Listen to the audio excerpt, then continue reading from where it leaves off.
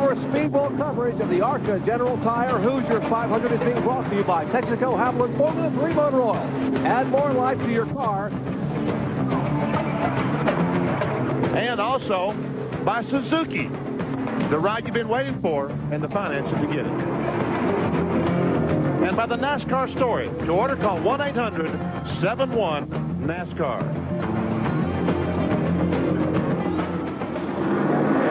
There we see all the cars as they have left pit road. And Ned, the racetrack looks pretty good. Yeah, the racetrack looks like it's in good shape. They had a lot of vehicles out there drying, but also the wind picked up, and that helped to dry the racetrack as well. Not going to be too good for the drivers out there, but certainly helped to dry the racetrack. And there we see the new grandstand that they've built here at the Atlanta Motor Speedway. They're always improving things here at Atlanta Motor Speedway. Take a look at the grandstands back there, and you see the cars lined up behind the safety vehicle. We told you it's the most competitive field in ARCA Bondo Mar-Hyde Series history. Take a look. Mike Skinner, the top 6 cars broke the track record, including Skinner in a Chevrolet, 30.307 seconds, 180.790 miles per hour. There's Roy Allen, Jeremy Mayfield, and Jimmy Horton. Some awfully strong horses in those first 2 rows. Many times we've come to the ARCA races, and certainly not demeaning to them at all, but we might see a couple of miles an hour difference in the speed of, say, the 10th place car and the guy on the pole. But it's very close, way on back through the field. So it should be a very competitive race. And there we see the 2 cars, 2 drivers, Neil Whittemore back in 28th and Harris Devane in 30th. Both those drivers are battling for the Rookie of the Year. If Hillenberg doesn't win the championship, he will be the Rookie of the Year. If he does, those guys could be named Rookie of the Year. And there's the car number 21, Bobby Boucher, back in 34th spot. He's the 2-time series champion. And there's the car number 50 on pit road. He's obviously having some trouble. Jerry Hill in the pits. That's Chevrolet Monte Carlo. They come in and are trying to change. They're changing the window net down there on the left side of the car. That's the Opera window. This is a piece of plexiglass. It's like they were low on motor oil or something, or had too much oil in it. I don't know exactly what they're doing, but that's a piece of plexiglass behind the window net they're working on. Take a look at our race analysis here today. We told you it was a 500-kilometer event. It's 311 miles, 204 laps. The pole speed, 180.790. That is a record here. The race record, 131.780. Pit window, 25 to 35 laps. The purse, it's a good one for ARCA competition here in Atlanta, $132,166. We might mention that pit window is because there will be a mandatory pit stop at lap 25. Really, they can go farther than that on fuel. They can go about, 60 or 65 laps on fuel on this racetrack. Now, we talked about the wins, and boy, they have really picked up. There is Doyle Ford and Hank Wetzel on top of the flag stand. You 2 guys have driven these cars. As Bobby Boucher said, the wind will push you into one turn, but it can also be a little bit scary. Well, right now, the wind is really blowing hard down the front straightaway. That's where the cars are right now. So look, they'll be going down in turn 1 probably 5-8 miles an hour faster than they've been going all week. So that's going to change the chassis when they get there. The cars going down the back straightaway will be slower than they have been, so they'll have to adjust for that. And you see the camera, the picture moving up and down? That's because the wind is moving our cameras. And folks, these cars run between 190 and 200 miles an hour on these raceway here at the Atlanta Motor Speedway, so the wind definitely affects you when you get up that kind of speed. And that's the car of Tim Steele, the Coopersville, Michigan driver, the Simlink Ford. He is the former series champion back in 1993. He will start 9th today, and he's on a roll. He's won the last 2 in a row. So, but they've been on the short tracks at Salem and Winchester. He'd like to be able to get a Speedway finish here, maybe a Speedway win. I hear he's got tremendous plans for 1996. And here is Bob Hill from Story City, Iowa, former Busch Dirt All-Star Series champion. He's been in ARCA now for a couple of years, the Clement Chevrolet and Mack Chevrolet. Today's field, 42 cars, 15 Fords, 19 Chevys, and 5 Pontiacs. Where's that Edsel? Oh, there's not an Edsel in this race, is there? They stopped making those about 1960. And among those drivers failing to qualify was a lot of cars. Good field here. Doug Reed will actually have a car in the field. He loaned his car to Kevin Ray. In fact, at the first caution flag, Doug Reed will get in that car of Kevin Ray's and drive it. There's Brad Smith, David Hall, some of the others who didn't make it, Rick Hauser, and Rick Shepard. Once again, this is the finale. This is when they're going to determine who the champion is, and it's the closest point battle in ARCA Series history. Hillenberg and Boucher, 5 points apart. Bob Shack still mathematically in it. You can get 220 points in a race here. He has a shot. Bob Hill and Frank Kimmel in the top 5. And the flagman has given the field the signal. 1 lap to go, and they'll throw the green flag, and we will be racing. Glad to have you with us. We told you that if you look at this racetrack about 10 o'clock this morning, no one would have given us a prayer of getting this race in because it was raining sideways, and there were puddles probably you could up to the ankles. But that's drained. The rains have moved away. It is still somewhat overcast, but the fact that the winds have picked up, and we're talking about the winds, has helped dry the racetrack. Well, it has dried the track tremendously, Jerry, and the fans will be able to see a lot of empty seats in the grandstands, and the bad weather we've had here today is the reason for that. Fans are still filing in here as we get ready to start this race, but it was not much of a race day until just about less than an hour ago. You look at Tim Steele as he intently looks ahead. Oh, there the 84 car has stopped. That's Norm Benning out of Level Green, Pennsylvania. His Chevrolet scheduled to start back in 33rd spot. Apparently he's had somewhat of a problem. That's going again. Now the car has started. They have called off the green flag, though. They're waving the caution once again from the flag stand. There's a look at Doyle Ford and Hank Wetzel. They were concerned about getting the cars flying down into 1 and 2 with that car stalled. So you got to wonder if with all the rain and wind, if maybe moisture doesn't play somewhat of a havoc with some of the ignitions. I would think that would certainly be. We had a lot of trouble with our wiring on our TV wiring this morning. Had some problems with the audio just because of the wet weather. We see Norm Bennett has the car going again, but yes, wet weather is an enemy of electrical currents. Take a look at this racetrack. It is 1.5 miles around, but that's a little bit deceiving because the front and back stretch, 1,320 feet, folks, that's 1/4 mile. And that means that each turn is a full half mile. Very steep and banked turns, 24 degrees. Straightaways banked at 5 degrees, but the turns are very sweeping. So if you don't handle in the corners here, you don't handle very well at all. No, as a matter of fact, that's Bobby Hamilton's STP Pontiac, the Winston Cup car. I saw yesterday in the garage area, he has a support, a brace for his head that is huge to try to help hold his head up during the 500-mile race, the Napa 500 here tomorrow. You say he has a huge head or is it a huge brace? The brace is huge. Okay. There's a lot of strain and pressure on your neck muscles on a track like this where you have this much banking, 24 degrees of banking, and also that much centrifugal force for a half a mile, as you said. Speaking of huge, did you get to finish your sandwich a minute ago? No, I didn't. Okay. Well, we're going to have racing action for you fans. Exciting ARCA action. It's the finale. It's the most competitive field ever. It's the closest point battle ever. What more could you ask for? A championship weekend here at the beautiful Atlanta Motor Speedway. Glad to have you with us. John Kernan, Bill Weber, Benny Parsons, Ned Jarrett, and yours truly, Jerry Punch, as they come screaming out of turn 4 for the green flag.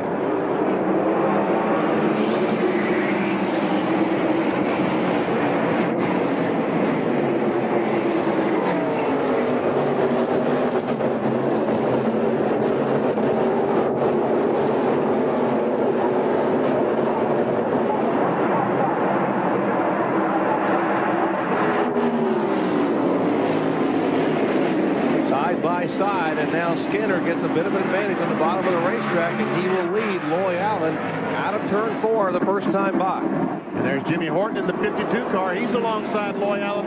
Looks to take second place. He will take it in turn 1. Well, Horton got a good start and just zipped right up there in second place in a hurry. Of course, he started in 4th place. He didn't pick up 2 positions, but sometimes 2 positions up front is hard to gain, and he did it on 1 lap. And Loy Allen is going backwards as Joe Bessie.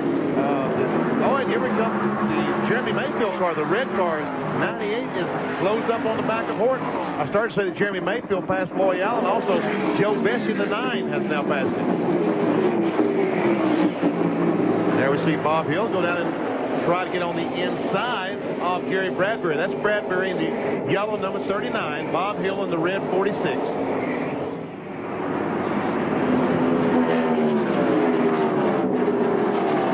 There comes Andy Hillenberg in the car number 11. That's the series point leader by a scant 5 points, who started back in 10th spot. And Jeremy Mayfield has taken over second from Jimmy Horton. Now, the reason that Jeremy Mayfield in the RCA Ford, Dale Yarborough's car, the reason he's in this race He said, we have not been racing that well. We've been qualifying well, but we need to work on a race setup, and we're trying to use this 300 miles today to get that race setup down so we can be good tomorrow in the Napa 500. Where he qualified in 5th place for the Napa 500. That's Horton in third spot, 52 car, left side of your screen. You see the red car, the RCA machine of Mayfield is second. Horton is third. The 9 car, Joe Bessie, former Busch North driver, and then back there, the car number 1 has started in second spot, now being shown back in 5th position. That is Loy Allen.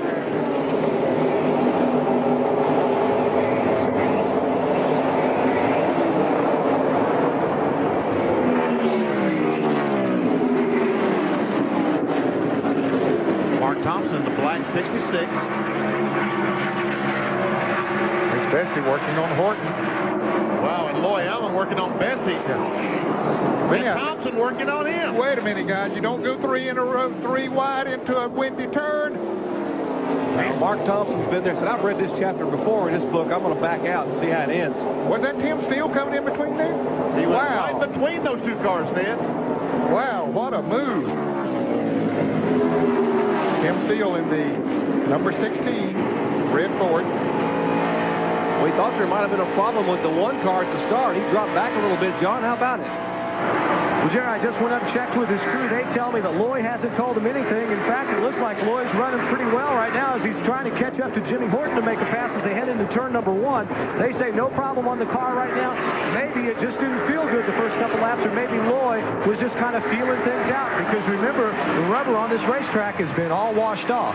And Loy was up in that high groove, so maybe he just didn't feel very comfortable up there. Decided to back off and find an open spot. Wow, did you see Thompson go blowing by Tim Steele as he go down the corner, and he scared Jimmy Horton so bad he lost 2 more spots. I don't blame him for backing off. Got a car smoking down in turn 1, down on the bottom of the racetrack, showing a puff of smoke and now slowing down. That's the car number 69. It's slowing down. That is Glenn Miller out of Allentown, Pennsylvania, the Chicken Lounge Ford. And apparently they're smoking some chicken because the car is slowing down. It's on the inside. No caution. We are still under green here in the early laps, showing 7 laps of 2 and 4 in this 500-kilometer event. Okay, here's Bobby Bowser in the car number 21. Well, trying to makes a good pass up on the outside. That's pretty aggressive, Benny, but he figured he was faster than the car number 77, which is being driven by Gary Weinberg. Weinberg out of Cleveland, Ohio.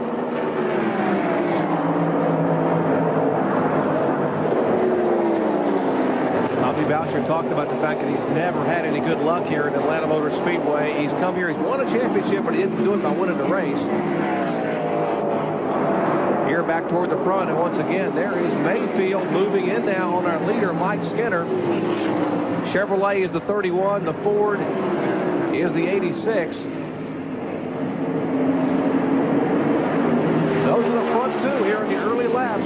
Skinner and Mayfield. One man who's won a championship, another one who would like to win one in the future in Winston Cup. Back with more from Atlanta in just a moment. We are in the early laps here at Atlanta Motor Speedway. Today's ARCA competition, the General Tire Hoosier 500, and Mike Skinner, who was crowned the 1995 Super Truck Series champion by Craftsman, getting his first ARCA start on the pole, and he's being shown as a leader. But we have racing all around this racetrack. There we see Jimmy Horton going down in turn 1. Joe Bessie, Andy Hillenberg, and Jimmy Horton. That is Hillenberg, isn't it? In the middle of that mess. Yep, that's Andy. That's our point leader, having moved up from his 10th starting position. Being shown in 8th.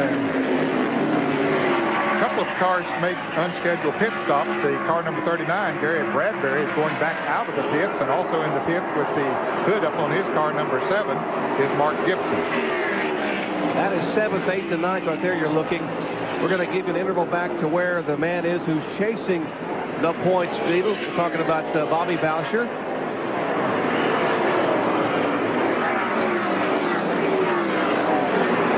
As There he is at the start-finish line. That big Q on the front of that car. A lot of ground to make up for Bobby Boucher. I'm sure he's probably trying to be a little bit careful here, though, in the early laps. Well, the problem that he's got is there is no caution flag, and there's going to be a mandatory, but he needs to go because Mike Skinner is not that far behind him. And we heard, there we see Skinner, the 31 car. He's the leader. The red, number 98, is Jeremy Mayfield. That's the second-place car. They aren't that far behind Bowser, and we heard him say he's got to stay in the lead lap. That's his main goal until that mandatory caution at 25 laps. They're just completing the 16th lap now. You got to wonder what their thinking is. Is there a problem with the car, or are they thinking about just trying to be conservative? Bill Weber, you're down there. What's the decision?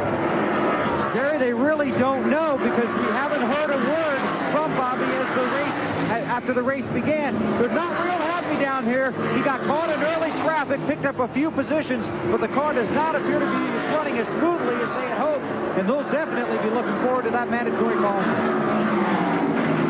Jeremy Mayfield moving in on Mike Skinner as they go between a couple of lap cars, and Skinner will pick his way through. Now Mayfield very carefully down in turn one. Remember, that wind is blowing right at him, and a car smoking out of turn 2. Right in front of the leaders. Right in front of the leaders, so a heavy crash. And Bobby Bowser slows dramatically there to get by that crash. Now the leaders came up behind him. They were about to pass him, but now he takes off. So he's going to be okay. It looked like a car erupted an engine right in front of these cars here. It looks like Harris Devane is one of the cars involved. He was trying to win the Rookie of the Year opportunities. And Bob Gerhardt is the 85 car. And Harris Devane going for the Rookie of the Year. His competitor for the Rookie of the Year, Dale Whittemore, had just made a pit stop.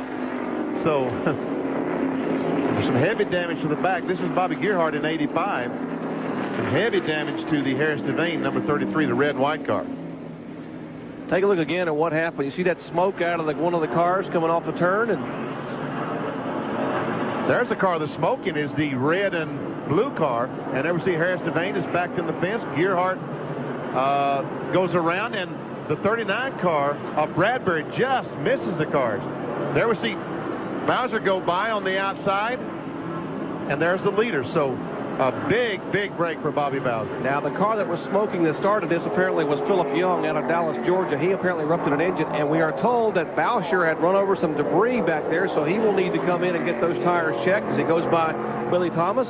We're under caution at Atlanta Motor Speedway for the first time today. Lap 18 due to an incident in turn 2. Speedway, we're under caution for the first time today at lap 18. Now, most of the leaders have been on pit road, but Andy Hillenberg, he is the car, number 11, right behind the pace car there.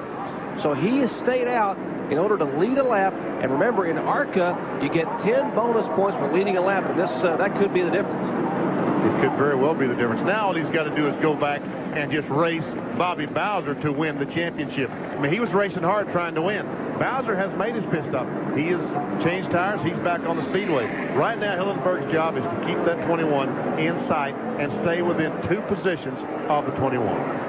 There are 28 cars on the lead lap, and Ned Bowser is being shown toward the end of that group back in 26th spot. Yeah, he was right at the end of the group before the caution came out. As Benny pointed out, the caution was a huge break for him. He was about to go a lap down, and he had an extended pit stop making adjustments to his Ford.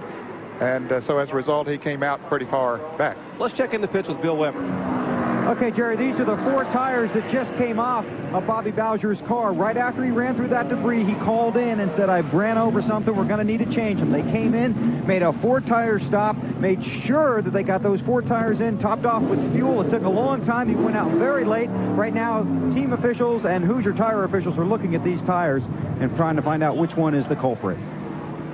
Now, I understand that the 25-lap mandatory caution has gone away because this caution came out, on the 18th lap? And so they were so near to that, and everyone has come into the pit so they get an opportunity to see how those tires are wearing. So that mandatory caution has gone away. And here comes the leader now, Andy Hillenberg, after leading that lap and getting the bonus points, making his pit stop. But boy, he's going to have 4 track positions. And he's headed down pit road as he makes his way down to where John Kernan, the center we might mention, and Harris Devane has gone behind the wall. John, he's headed toward you. 55 miles an hour the speed on pit road. Andy Hillenberg is in pit stall number 4 as his crew gets ready to go over the wall. It'll be a 4-tire change as he slowly, deliberately makes sure he gets no speeding violation. be a 4-tire change. Now, unlike in Winston Cup, where the new rule is only 2 tire changers, here in ARCA, you can have someone on the left side to loosen the lug nuts while 2 other tire changers work on the right side. Bob Donner says no chassis adjustments. The car is running just fine. Andy feels very comfortable with it. Now, we mentioned at the top of the show that this would be Andy's first national championship. Well, in his pit, he has Bob Donner, a 3-time ARCA champion, calling the shots. No, they don't have the left front tire. They don't have a left front tire. One of the crewmen doesn't have it. They took it off. Now they're looking around. Almost a costly mistake. They finally get it over the wall. I'm telling you. They put a left front tire. I can see it's clearly marked left front. It was sitting right next to me. Maybe they expected me to roll it over the wall, but that could have been tragic for very few seconds there. They were in a panic, but they get it changed. He goes back out. He's still going to be in the same position that he would have been normally. So just something to make the heart race just a little faster here on pit road. Come on, John. Help those guys out. Roll those tires out there. Hey, John, you sure you didn't get in their way? I wasn't in the way. I was behind the tire, Benny. Huh? I was behind it, Benny. I wasn't in their way. You're double dipping, John. Pit announcer and left front tire changer. I know how you work. We're under caution at Atlanta Motor Speedway. Tim Steele relaxing there in his car, number 16. We'll come back with Green Flag Racing in just a moment.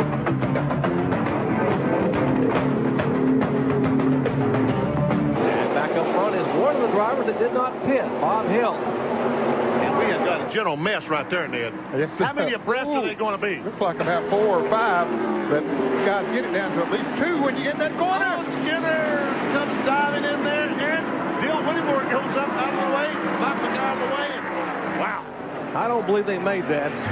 That's exciting. Oh, let me breathe a second, I'll talk. Here's 21 and 11. Those are the 2 guys in the championship hunt. That is Boucher, who pitted on the first round of pit stops, and then, of course, Hillenberg pit after letter lap. He came in and pitted later. So now he has a 15-point lead, right?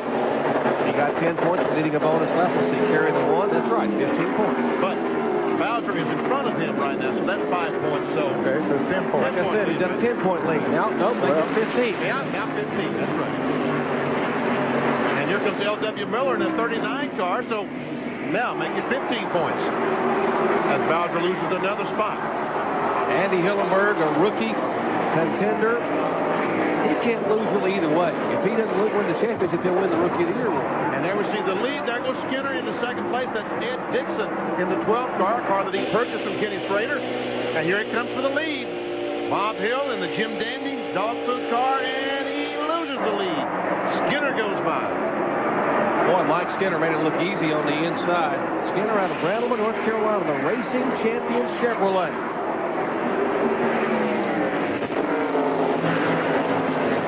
I've watched him in the truck series this year. Of course, he won that championship. But, boy, he just runs in and out that traffic. He don't mind sticking it in there. He has been very, very impressive. Here we can see Tim Steele making a charge. That is Scott Neal, the yellow car on the high side of the racetrack. He was being shown in second spot. Now, he has been passed. A number of those cars did not make pit stops. Scott Neal, the yellow car, won a race in Salem, Indiana. That was his very first ARCA win. Tim Steele now trying to make a move on Bob Hill, and it goes to the inside. Now we'll try it on the outside, but Hill will slam the door down the back stretch. Steele has the fresher tires. Don't know how much of a difference that makes, but right now his car is going through the corners faster, and he makes the pass. The engine in that 16 car is one of Ernie Elliott's engines, Bill's brother. Got to wonder why possibly Bob Hill would not pit. Maybe we can check in with our pit guys. John, any idea? Yeah, Jerry, just talked with his car owner, Larry Clement. Larry told me it was a bit of a misunderstanding. They were told by ARCA officials that this caution flag that we just had would take the place of the mandatory pit stop for tire checks on lap 25 that was planned. Under that mandatory stop at 25, you couldn't do anything to the car. You could just check the tires. So they thought that they couldn't change the tires. So that's why they didn't. So just a bit of a misunderstanding. Larry says they should be okay because they were showing excellent tire wear in all their practice runs. Well, Johnny's hung on to third place so far, even with the worn tires. His tires are 18 laps more worn than the others who have pitted. But here is Mike Wallace, who won this race last November, and he is coming in a hurry. He tried to make a move inside of Mayfield and thought better of it. And look how Tim Steele has run down Mike Skinner. He has come from about a second or a little more behind and has run him down in a hurry. That 16 Ford is flying. Last lap, he caught him going into turn 3. It looked like he was going to pass him. See how much he pulls up on him? Of course, he picked up the draft on the straightaway.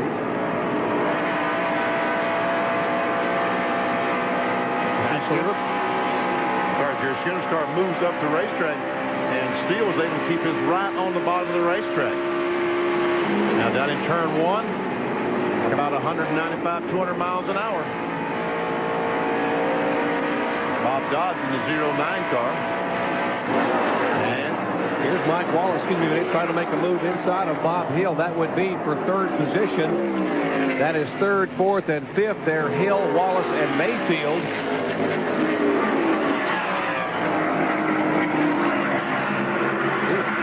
Mike's car got a little bit loose there, and that's not abnormal when you get down to the inside of another car going into these turns. Sometimes it will get a little bit loose. He's going to drive her down in there again into this turn. Hill giving him plenty of room. And Mike, this car a bit loose again. He did. Tell you what, Hill has been pretty impressive with those used tires, Dan. Yes, he has. He just hangs right. He's giving them plenty of room down there. Here comes Wallace again, right up on his bumper. He's going to try to see if he can get totally up the side of him going down the straightaway this time, and maybe drive on past him before he gets into that part of the turn where his car's been getting loose. Yeah, he's got it this time. And there the slow car of Dodge comes in the mix. Jeremy Mayfield's going to have to back off. Yeah, Mike Wallace just pulled away when Mayfield had to back off. So Mayfield still has Hill to deal with before he gets it back, has any chance to get back to Wallace. And Scott Neal. The other 24 car pulled right alongside of Jeremy Mayfield. There's Mike Wallace, who will win the Super Speedway Championship this year in ARCA. That's $10,000. His 3 wins all coming on the big tracks. And there are the leaders coming off turn 2. Skinner in car number 31. Behind him, Tim Steele. And as you said, that Steele ran him down, and the interval was about 3 car lengths. That's where he stayed. Yes. I believe that maybe when he gets up there that close that his car does some things different from what he was doing when he was running by himself. He probably loosened it up quite a bit. Mike mentioned that Glenn Brewer has gone to the garage area. His car number 10, the CSR Lewandowski Chevrolet, former ARCA Rookie of the Year, having a call today. And Glenn Brewer is getting married next Saturday night. You don't say. Yes, he is. Congratulations to Glenn. Somebody his age getting married. Ain't that something? We'll pick it. Glenn, he's in heavy traffic for the leaders. They come scooting by on the outside up in turn 3. Now we see Dale McCoward. He is right in front of the leader. And here goes Steele on the end. Took a look on the inside. Couldn't make it. Delma's already 1 lap down. Goes 2 laps down. Just out there having himself a big time. Delma's 8th start this year in ARCA competition. His best finish at 10th at Texas back in '91. And once again, Bobby Bowser is not that far in front of the leader. That's the leader. We're looking from inside Tim Steele's car. That's made a spin over in turn 2. And Loy Allen goes to the bottom of the racetrack. Oh, 2 and 3 cars get involved. Ken Allen is involved. Horton goes very high. Crashed. Oh, my goodness. That's heavy contact, heavy impact out of turn 2.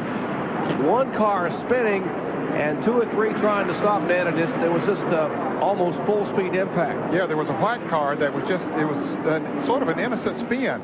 But then a bunch of cars, yeah, that white car right there, that car number 62, Kurt Dickey spun, and it's sort of a lazy spin as he came off of turn 2, and there was a bunch of cars that came up behind him, and they started hitting each other. They started slowing down. It was a chain reaction type of a deal, and it got messy. And there's Hillenberg came through very cleanly, but Benny, the Horton car took 1 whale of a lick. And this guy right here, Ed Dixon, this summer in a sprint car, broke his right arm severely, crushed the bone.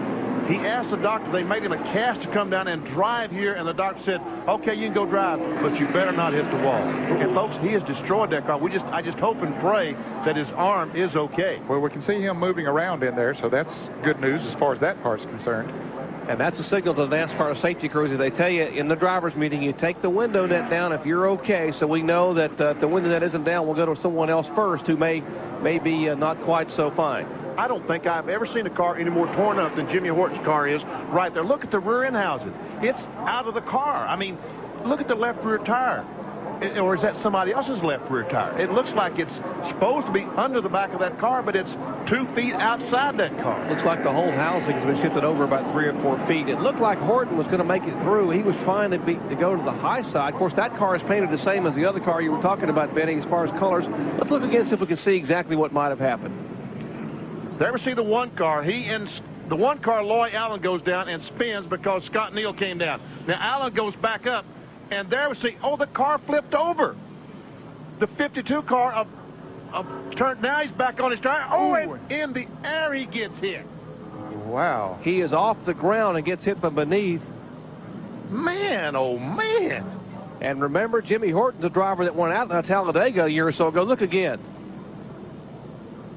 And you can see him sliding along on the top, and then it's going to try to right itself, and here will come another car. There it rights itself, and another car comes along, as Jerry said, hits him underneath the car. That was Ed Dixon, the 12 car that came along and ran under the 52 car of Horton. You just got to be thankful that Horton's car had turned back over before the car number 12 came along. Once again, we'll watch.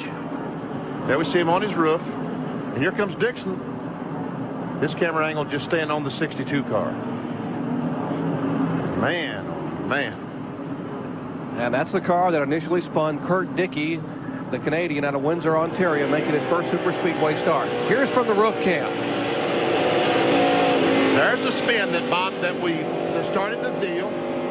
Bob Hill goes by. And here's the chain reaction back there. Scott Neal, Loy Allen going down on the inside and behind to the right of the screens where it all breaks loose. That was Ken Allen in the 3 car that he and the 52 car of Horton hit the 62 about the same time. Oh, and that is unbelievable, Ned. Wow. I've never seen anything like that. I've never seen a car up in there and get hit from the bottom side. There's no wonder that the rear housing is... Oh, yeah. Had to just bring it down. And it looks like they're trying their best to get Horton out of the car. I don't think he's out of the car yet. Well, the way that car is folded up, it's going to take a little while to be able to get Jimmy out. So, and Jimmy Horton is scheduled to drive tomorrow in the Napa 500 in Kenny Schrader's Winston Cup entry. There's a helmet. I saw a helmet, I believe. They're taking the roof. That's the jaws of life, and they're cutting the roof off the car. There we see the guy. They'll cut the roof. They'll also cut the roll cage so that they'll be able to go down inside the car and lift Jimmy Horton out. There's the windshield coming off. Once again, Jimmy Horton, the 2-time winner here in Atlanta. He won this race here in the spring. He was the only multiple winner in the field, but that was not Jimmy's fault. He had nowhere to go. In fact, he had a car right against his rear bumper. If he tried to slow down, Ken Allen was back there, and his car got sideways, rolled over, was righting itself back on its top. As it was rolling back over, then he is tagged by Ed Dixon. Now that's as you see, that's Lexan. That's not glass. That's why it doesn't shatter. Now he'll take the jaws of life and cut the roll cage, the top loop out.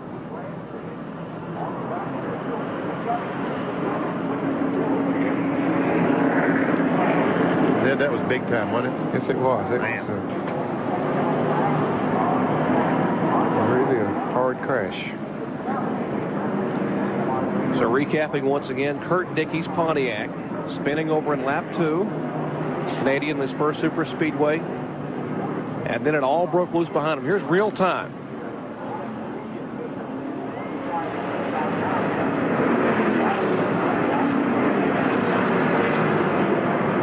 And then there are parts and pieces everywhere. And there's Ray Evernham, who is a very close friend of Jimmy Horton's, and that crew waiting down near the infield care center. Of course, the crew chief of Jeff Gordon. And we'll give you some information as soon as we get it passed along to us, as we're under caution for a horrendous crash in turn 2. Back to Atlanta in just a moment. second caution flag today. The cars once again involved. You see the safety crew. Now that's the Ed Dixon car, number 12, being brought back to the garage area. The front of that car completely sheared away. His car actually went underneath the tumbling car of Jimmy Horton as Horton's car was coming back around. I mean, the front bumper, it didn't even look like it didn't even touch the front bumper. Just clean the top of the hood, the radiator, all that other stuff. They're still trying to get Jimmy Horton out of his car. Caution flag came out on lap 38. We're now working lap 41. What are we working on now? 42, I believe. 42, yes. We might mention that there's Kurt Dickey's 62 car that's just going by on the flatbed truck. His car spun. Again, the cars involved. Jimmy Horton in the 52, who they're still working to remove from the car. Ed Dixon, Kurt Dickey, and Ken Allen. Also involved cars that spun but were not damaged significantly. Loy Allen in the car number 1, and the open-wheel driver Dave Blaney in the car number 80. I saw some damage on Mark Thompson's car, too, on the front of his car as he came into the pits a little bit ago, so apparently he bumped into something out there. He's still on the lead lap, however. Now we see they finally have Horton out of the car, and they're taking him to the ambulance, putting him in the back, and they'll take him to the infield care center.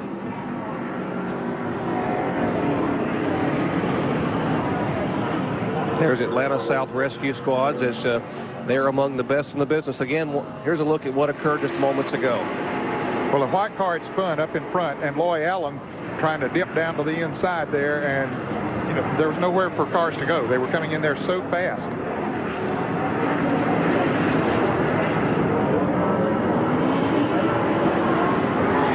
There's the car that spun originally, the car number 62 of Kurt Dickey. And he couldn't even get this car on the record straight. You see this, half of it sitting on, half of it off. And they are still trying to clean up some of the debris over in turns 2. We will pass along any information as soon as we have it on Jimmy Horton, as they still are trying to remove the AC Delco Chevrolet Monte Carlo. Back with more in a moment. Today's Speedway coverage of the ARCA General Tire Hoosier 500 is being brought to you by the more than 1,000 AutoZone stores across America. AutoZone, the best parts in auto parts. And by Valvoline, the #1 choice of America's top mechanics. And under caution here once again, you see there's Bob Hill's car circulating on the racetrack as the ambulance has pulled into the infield care center where they will take Jimmy Horton, who was driving for Ken Schrader. Chevrolet Monte Carlo heavily damaged in turn 2 after being struck by the car number 12, Ed Dixon. Here is the car number 21. A number of people have been on pit road, Ned.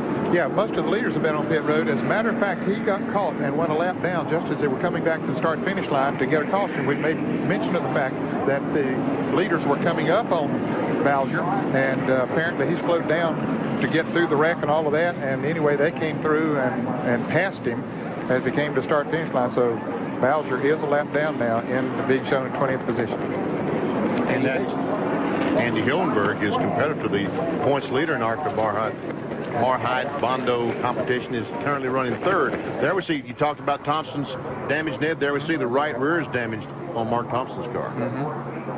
Like he might have gotten the Phoenix Air car slowed down a little bit and got tagged from behind as they're working on that car. He had run so well. He has Ernie Elliott horsepower. Ernie builds the motors in that car, so he has certainly shown a lot of strength. Obviously, there's also some damage to the front of the car as well. We see him put some tape on the nose. Let's check in with John Kernan. John? Well, during this caution period, Jeremy Mayfield, who was among the leaders in this race early on, has been on and off pit road several times. The car developed a miss, so they have changed the battery. That did not solve the problem, so they've gone under the hood, and now they've determined, Tony Furr and the crew have determined that it might be a short in the electrical system. So we expect Jeremy to be back on pit road, and they're going to try and check and see if they can get that thing fixed before we go back to green. Andy Hillenberg has chosen to make his pit stop now because, once again, there's so much debris, so many pieces of metal over in turn 1. All these fellows ran around there. Now they've got to come in and change 4 tires to make sure they won't restart this race with a flat tire, a tire that's been punctured by a piece of debris. Now, most of the other leaders had come in earlier, but Andy stayed out there to be sure that they had the racetrack clean before he came in. And And here's the 86 car, the RCA machine, Cale Yarborough Motorsports, and they're going up under the hood. Tony Furr and company taking a look there under the hood of Jeremy Mayfield's car. And they're also looking back in the battery area to be sure all the cables are tight and no short back there anywhere. Let's go to John Kernan. John? Well, then in that left rear tire where you see two of the crewmen working, they didn't get the plate that covers the battery compartment on completely before Jeremy left the last time. So now they're working on that. They're working in the area of the alternator. They'll be checking that to make sure that that's not the problem. They also discussed disconnecting the tachometer to see if that would help. You hear Jeremy revving the engine. They're just trying to get this problem sorted out because this team wanted to run this whole race today.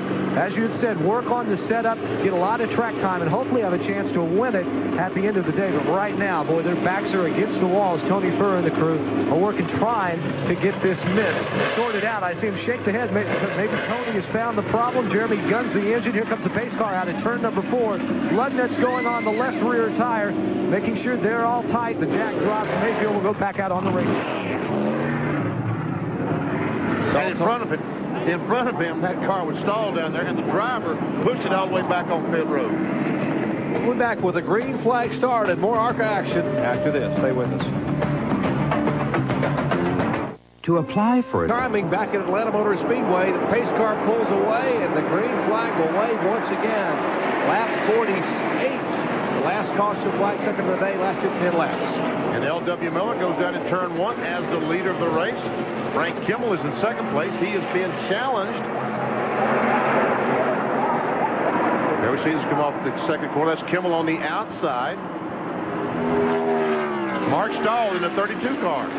And there comes Mike Wallace in the 90. And look at these Dave Blaney cars drive up on the back bumper of Mike Wallace.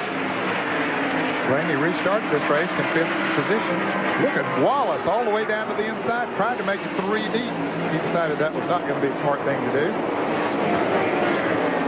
So he will follow Mark Stahl into turn 1. A little space getting between him and Stahl, and it's if he can get a run off in turn 2. Wallace's car hasn't been handling that well in the turns, but he is a bullet on the straightaway. This is the first start for Dave Blaney in an ARCA race. Doing a great job here.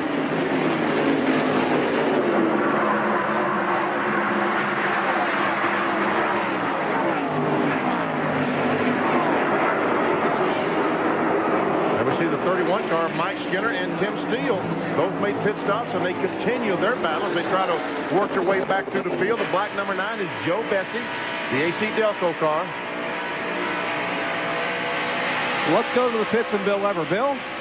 Okay, Terry, back here at the medical center. Jeff Bodine just walked out of the medical center. He went in there with Ken Schrader and a couple other Winston Cup drivers.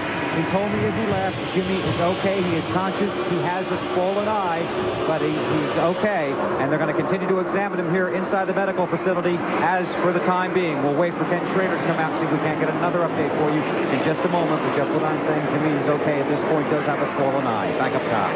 God, is that great news. Boy, that's wonderful news. For the kind of impact that he took over there in the car, somersaulted and flipped, that is wonderful news about Jimmy Horton. Thank you, Bill. And here is Mike Wallace. He gets a little good news himself. He goes underneath the Mark Stahl car and will take the lead away. And you talk about the power in the 90 car. That's a Robert Yates engine. They don't come much better than that. Now, they don't have much more horsepower than Robert Yates. Speaking of coming, here's Skinner in the 31 car.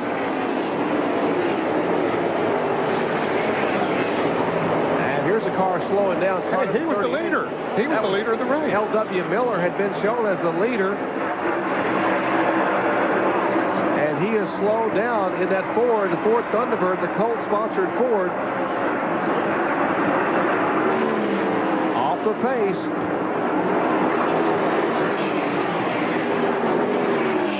There we see the cars going down. Mike Wallace now has assumed the lead. There we see Mike Skinner. Here comes Skinner on the bottom, and, well, boys will make it look easy, but as they come off the corner, he was afraid he was going to get the car a little bit loose, so he wisely backed off. But still, he goes in turn 3 and takes the lead away. And here is Tim Steele going by Blaney. Steele is the red car. He's back in 3rd spot. He goes by Dave Blaney, who's back in 4th position. Let's find out what happened to the car number 38. John Turner? Well, I've just been told that possibly the throttle linkage fell off the carburetor. It's what L.W. Miller has radioed his crew and thinks what might have happened. I'm headed up to the pits right now to find they're hoping that he can make it down to pit road into his pit stall so they can go under the hood and get the car fixed. See Tim Steele in the 16 has taken over second place from Mike Wallace. There we see second, third, and fourth. Blaney, the yellow car, is fourth. Yeah, Mike Wallace's car pushed up pretty bad coming off of turn 2. And let's go back to the pits and Bill Weber. Okay, back here again outside the medical facility with Ray Everham. Ray, you were just inside. Can you give us an update on Jimmy? They brought him in. He is awake. They told him to move his arms. They're going to observe him. You know, he's pretty beat up. He had a heck of a ride, but the doctor said that he's going to be okay. They might keep him for observation overnight, but he is awake. He told Kenny Schrader he was sorry for wrecking the car, and he is pretty beat up, but he is okay, and the doctor says that everything's going to be okay. Okay, Ray, thanks for stopping to talk to us. Man, that is just fantastic news. Absolutely incredible. That's how safe these cars are in ARCA and NASCAR. They built them very, very strict specifications so you can take that kind of impact and like Jimmy Horton, be able to walk away. Well, here is Steele hawking the car number 31 of Mike Skinner, trying to go down on the inside. He's pulled up there a couple of times. He might make the pass this time, Benny. I tell you what, I am impressed with Tim Steele. He is doing a heck of a job. Now Skinner's going to dive back on the inside. That's a Dale Earnhardt type move. That race car knows how to do that. Ooh! Man, I thought that front end broke loose just a little bit. They're supposed to be gone. And they're side by side. It looks like Skinner's going to take it back.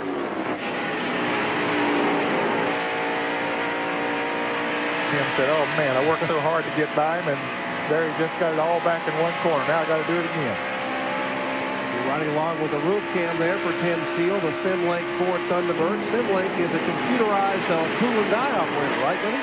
It's a software program for machines, tool and die machinery. You just plug that thing in and tell you what you want to do, and it does it. Sort of like autopilot for a tool and die machine. Exactly. HS die on the hood there. That is Harold Steele die. Harold Steele is Tim's father. Owns that race car and racing team. Once again, they come down the front straightaway. There they go, underneath the start-finish line. I think these cars are... Oh, and there's a slower car right directly. Bill Whittemore in the 56. Man. I wonder if that scared Tim Steele as bad as it did me. Well, this might scare him a little bit. Here's Mike Wallace back on the inside. Where'd he come from? Where'd he come from, man? I don't know. He got a run on him when they backed off for that slower car there, I guess. And now here comes Steele right back by Wallace. Now Tim knows that Wallace's car pushes up in the corners, but he says down the straightaways, I got to watch for this guy. But in the corners, I know he's having a little trouble keeping the car on the bottom of the racetrack. You can see there that Steele pulls away a little bit in the turn. And Dave Blaney is hanging on, Ned. He is. That yellow car's still there. Doing a great job. Blaney, the 1995 World of Outlaws champion out of Portland, Ohio. He's in the yellow car.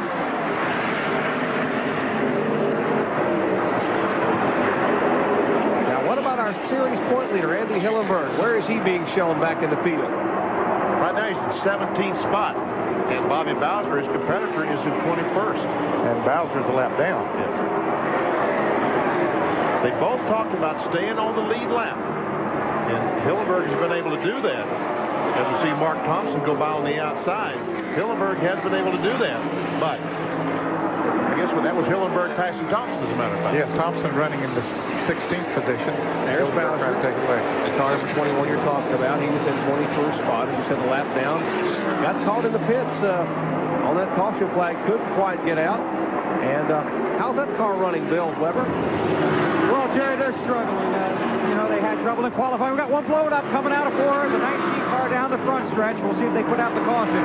But they struggled in qualifying, and they started deep in the field. They lost a lap on that last caution right at the start-finish line. And they're not real happy with their situation. They're going to need a lot of luck for a championship in 1995. Well, Stanton Barrett's car erupting an engine, and apparently, yes, the caution will come out for the third time today. Doyle Ford there waving the yellow flag.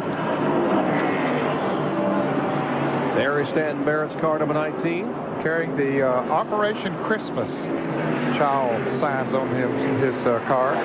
His dad, of course, Stan Barrett, very involved in the Christian mission and the They're going to take 5 of the largest airplanes in the world to Bosnia and other Far East countries before Christmas and taking food and gifts to children in that part of the world.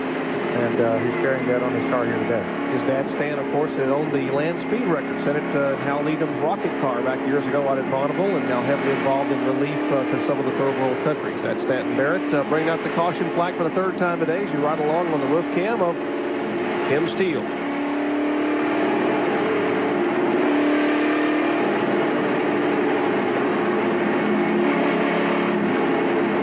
We told you Mike Skinner having a great day, set on the pole. This is his 3rd start in ARCA.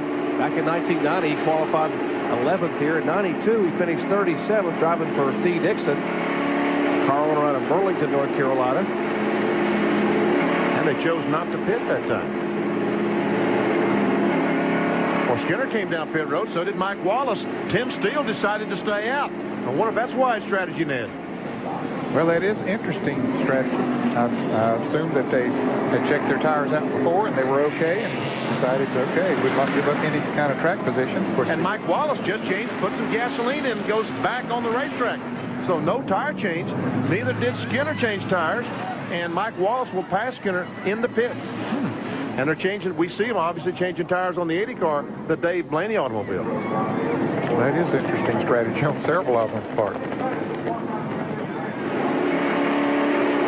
He stayed out. There's Tim Steele, the 1993 ARCA Series champion.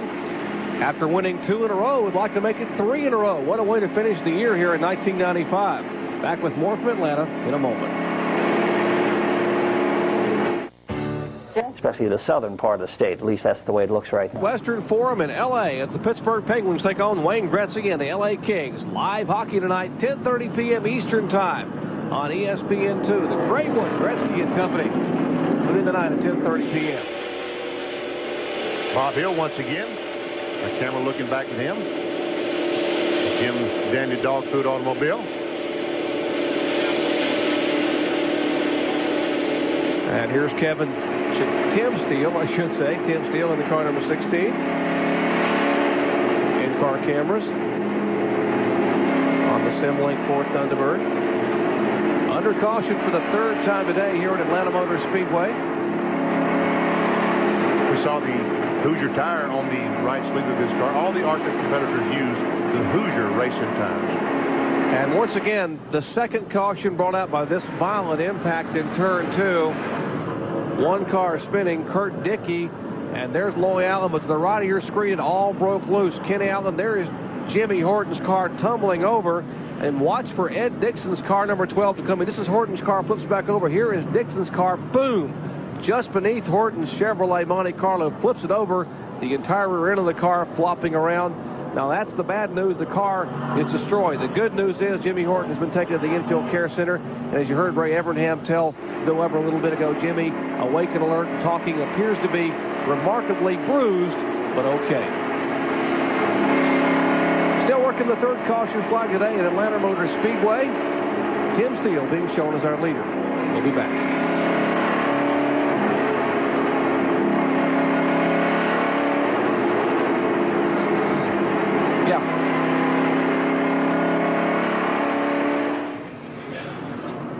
And do I need to do the billboard?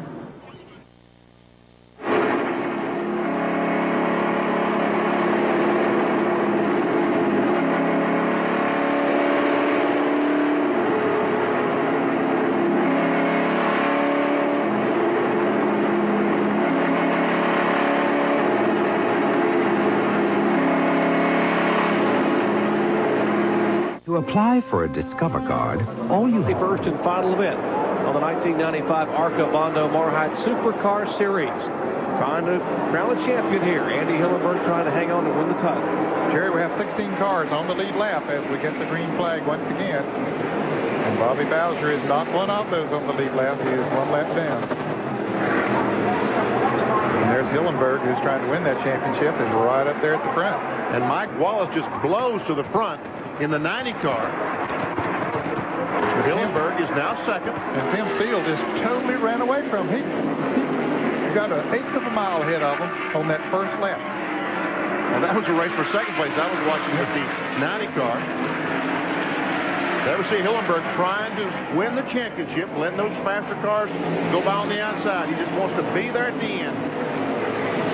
And we are told they're going to black flag L.W. Miller for passing to the left prior to the green flag coming out, so he'll have a stop-and-go penalty on pit road. Here is Skinner moving to the inside of Mike Wallace. Now, both of those drivers did make pit stops and took on fuel.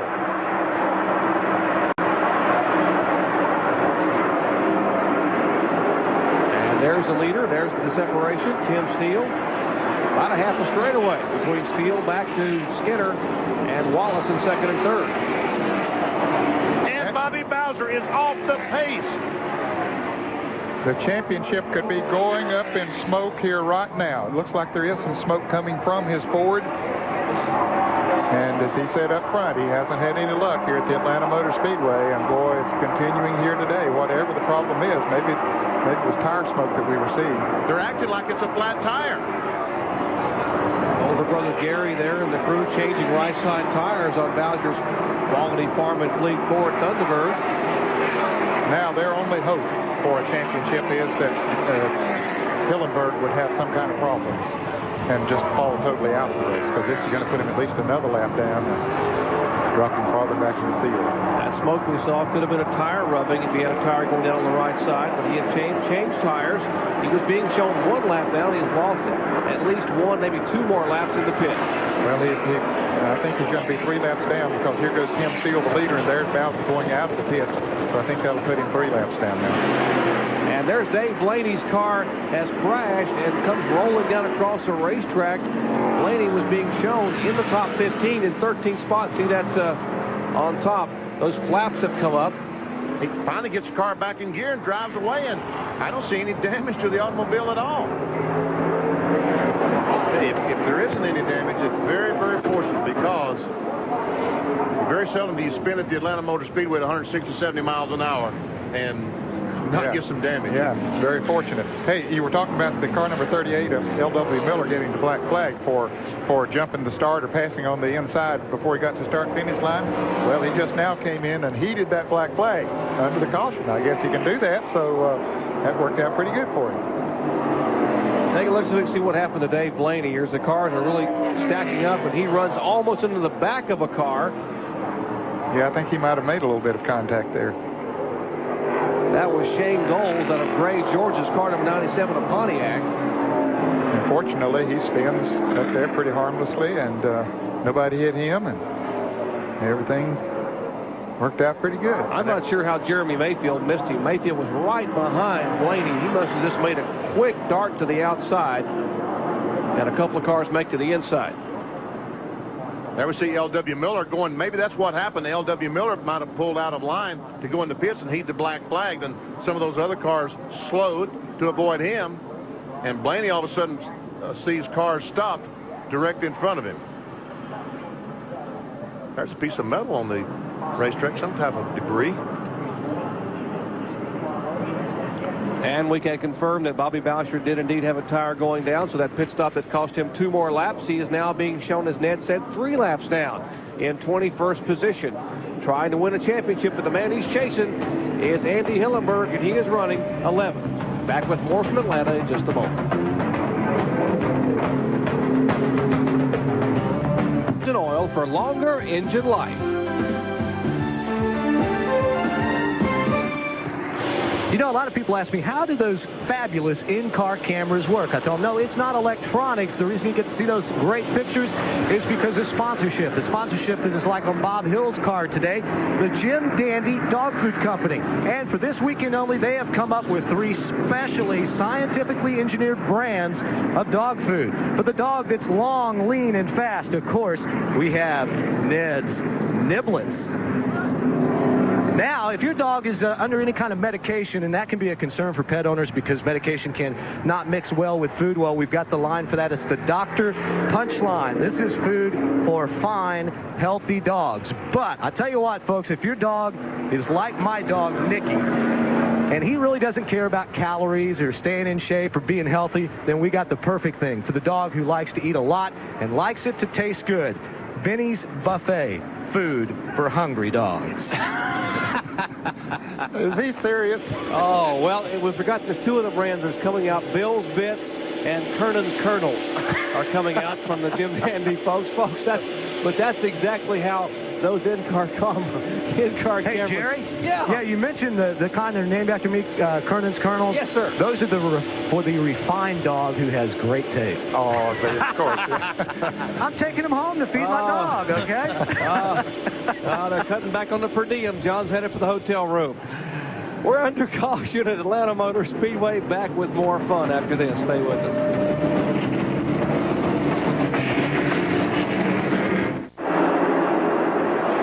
Green flag racing, one lap ago. Tim Steele still being shown as the leader. In hot pursuit is Mike Skinner, about 4 or 5 car lengths back. Those are the front two.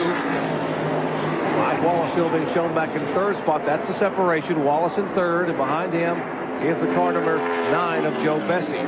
Wallace's car still going very high up in turns 1 and 2. He just can't, because the wind is blowing that way, carrying it up there, and he just can't keep it low, and that's where he's losing all of his speed. Joe Bessie out of Scarborough, Maine. We saw him win earlier this year on ESPN up at Watkins Little on a road course. As now Skinner moves to within a half a car length of Steele. Tell you what, Skinner is working awfully hard for some sponsorship in 1996 to run those 5 Winston Cup races. And Joe Bessie was able to get around Mike Wallace. He got up beside him when Wallace went high up in turn 2 once again. And Bessie got up beside him going down the back stretch and passed him going into turn 3. So Joe Bessie now in third place. Boy, that camera down in turn 1. The wind is blowing so hard. There goes Skinner. Right on the inside of Steele. They're side by side as they go down the back stretch. Well, that car is handling in that 31 car. Now let's see if he goes up and Steele comes under him like the reverse situation was earlier. No, don't think so. As we watch this, I'll tell you that Loy Allen and James Finch's Health Source stars made unscheduled stop. He's the 5th with the hood up, so it looks like the day is done for Loy Allen. And that's the car you're talking about there, BP. Car number 1, that's a Chevrolet Monte Carlo that James Finch and the crew prepared for Loy Allen. There is Skinner, our leader. Pulls away by a couple of car lengths from Tim Steele. And there are the 2 guys who are battling for the championship. The 11 left side of your screen is Andy Hillenberg. He's in 13th spot. And 3 laps back in 20th position. I think at 20th spot is the 21 car of Bobby Bowser.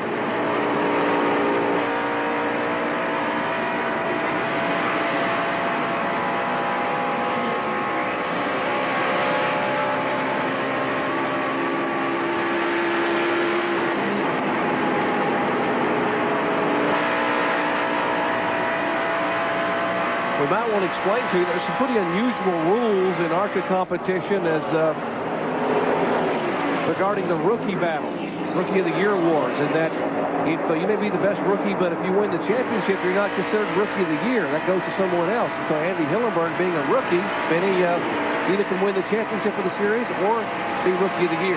And there we saw one of the rookies being passed by the leaders, Dill Whittemore. I think he was 2 points behind Harris Devane in the 33 car, and both those cars have had trouble. Right now, Whittemore, there he goes by, is 14 laps down, and Harris Devane in the 33 car. Caution flag is out. Caution being shown for the 5th time today. As the leaders are slowing down, the yellow flag is waving. We are told there may be debris on the racetrack. You were mentioning Harris Devane, Benny. He is back in the racetrack. He was involved in that first incident, and he has pulled what's left of his damaged car back on the speedway. And he is in 37th place, so he's just hoping that Whittemore would have some type of problem and cause him to fall out. That would give him the championship. There was a piece of debris that caused the caution flag. And the ARCA officials and spotters around the racetrack citing that, wanting to make sure there were no chances of a cut tire, so they throw the yellow flag. They don't throw it, they wave it. It wouldn't be good form to throw it. They wave it and bring it out for the 5th time today. As we are approaching the halfway point of this 500-kilometer event. We'll be right back.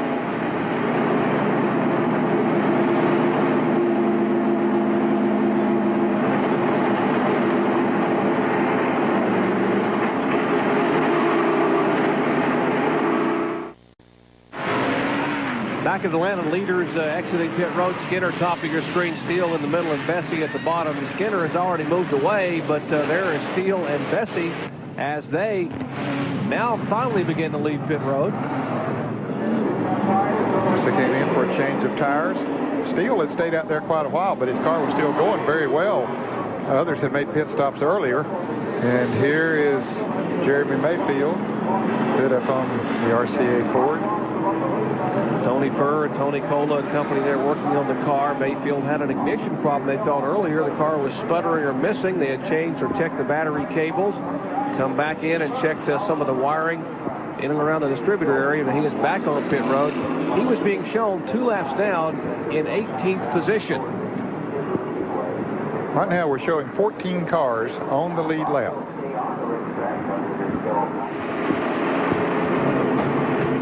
CFA College football coming up tonight, 7 p.m. Eastern time. Wisconsin. The Badgers go up and take on the Golden Gophers of Minnesota. That's ESPN2 action. College football, CFA style, tonight, 7 p.m. Eastern time at Minnesota. Well, we have been given the signal from the flagman, Doyle Ford, to the field, and he has said to them, look, I'm going to throw this green flag, wave this green flag the next time you come by there, so be ready. There's something. Come on, guys, close up. Let's go, because we're going racing in about a minute. And Bobby Gerhardt back in the pits in the car number 85. He's been in for a couple of stops with the hood up, lengthy stops. And by the way, congratulations to our Grand Marshals today, Raymond Parks and Benny Parsons were the 2 Grand Marshals for today's 500-kilometer event. BP, you were the Grand Marshal. Congratulations. I didn't even know about it. Well, no, I'm sorry. I didn't know about it, except the rain. We got so confused today with the rain, what have you. I didn't get to go down and wave the green flag or start the engines or nothing like that. Missed your golden opportunity. And you rehearsed all night to be a Grand Marshal. I mean, I didn't sleep much last night rehearsing to say, gentlemen, start your engine. They get to it. Well, you can do it later. We'll let you back in the room. Scream all you want. By the way, Dave Blaney, there's Blaney. He is back in 3rd spot after that spin. Remember, he was spinning to avoid some cars that were slowing down to come down pit road. And a great run for Blaney, the World of Outlaws champion. And the leader of this race is Bob Hill. Again. Yep, car number 46. The 98 car, we see the Hayes Jewelers. That's a long-time race car sponsor from Lexington, North Carolina, jewelry store. Now we're back racing. Doyle was true to his word. He threw the green flag. Or waved it. 4-lap caution period, 5th of the day. And boy, look at Blaney come. Up on the outside, he has a good run coming off the turn. He's going to take the lead. At least get up the side of him. He's going to try anyway. There's Hillenberg, the 11 car, the white car in 4th spot. And Hill drives it deep into that 3rd turn. But Blaney drives it a little bit deeper up there on the outside, has the lead. Couple of people who cut their teeth on the dirt tracks know how to handle it. Was a little bit loose out there and a little bit slick. Blaney, great job. Qualified that car in 12th spot, now being shown as a leader here at Atlanta Motor Speedway.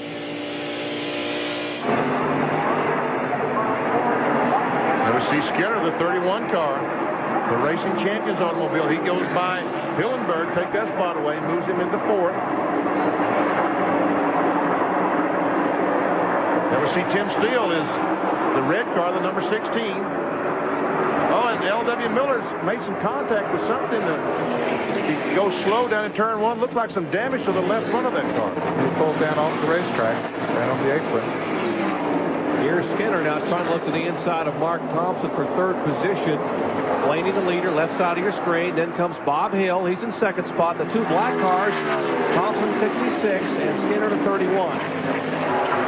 Now Skinner goes to the outside, trying to move around Thompson. Tim Steele comes right with him in the red number 16.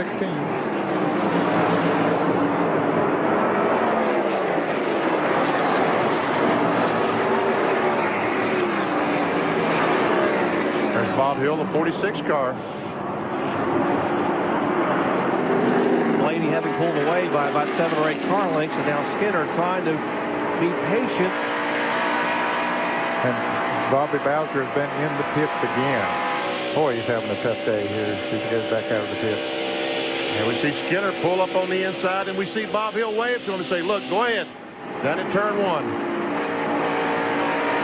There goes Timmy Steele.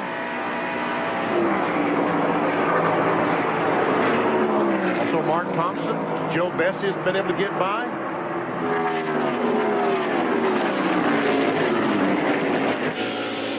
And we see that Bobby Bowser very, very slow. And every time he sees that 11 car go by, as he did right now, he says, looks like there goes the 1995 ARCA champion.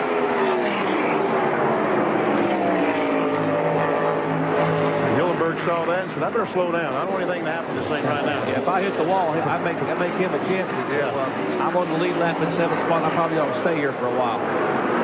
Good, smart drive. Here's a race for the lead. The 80 car, Dave Blaney, the leader. The black 31 is Mike Skinner. He's 2nd place. And the red 16, Timmy Steele. That's their 3rd place car. I'm impressed with Dave Blaney today, man. Yeah, he's ready for a first time in this type of car, and an ARCA car at least. I don't know if he's driven any other kind of stock cars or not. Yeah, he's got one Winston Cup start at Rockingham earlier, but never been in Atlanta Motor Speedway, never been in an ARCA car, so certainly an impressive run as he gets past in the lead there. Skinner goes by and just carries Tim Steele right with him. That 80 car, Stan Holber's car out of Ohio. You know, Joe Rutland drove that car in the Daytona 500. Ooh, Steele and the Skinner. Man, have we seen this all day or what, man? They have been going at it. Tim Steele did a great job of handling that thing coming off turn 4 because he was out of shape. And here's Joe Bessie making a move underneath Mark Thompson. That would be for 3rd position. And they've got lap traffic in front of them, and Bessie will go down to the inside. No. Oh, that cost him. He went the wrong way where he went. Oh, man. Bessie's having a good run here today. He's having a great run. Now he loses about a half of the front stretch to the car he was racing with. And we see Mike Wallace diving on the inside of Whittemore, tried to get alongside Bob Hill, couldn't make it. That's Mike Wallace in the black and green number 90. There he is, the Klausner Furniture Ford. And he's staying currently in 7th spot. Behind him is the car number 97. Good run back in 8th. That's Shane Knowles out of Gray, Georgia. The old Clinton Gas Pontiac. Has nothing to do with the president. No. Okay. You know, I saw that, the blue car back there. I saw that sponsor, and I said, I wonder if that's some big oil company exploration deal or whatever. It's a convenience store. Okay. I mean, that's kind of like our sponsors, Joe's Golf, and, you know. Barney's Big Burger, all those things back in the old days. Throwback. Battle here for 6th spot. Bob Hill is the 46 car in 6th. Mike Wallace in 7th.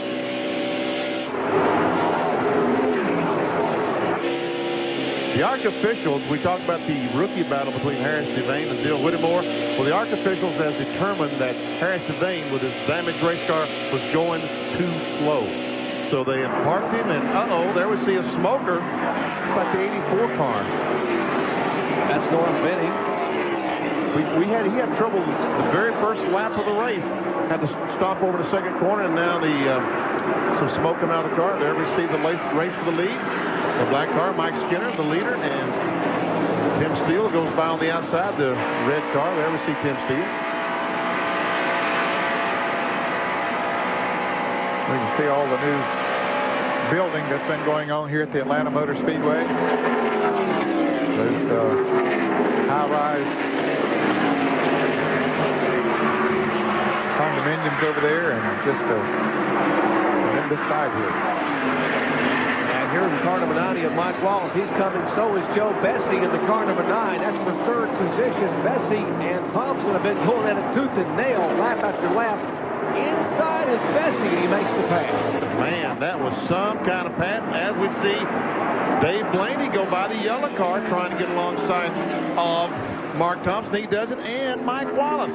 And Wallace is going to try to pass Blaney, and he does. Boy, he got in 2 positions there right quick. Mark Wallace did.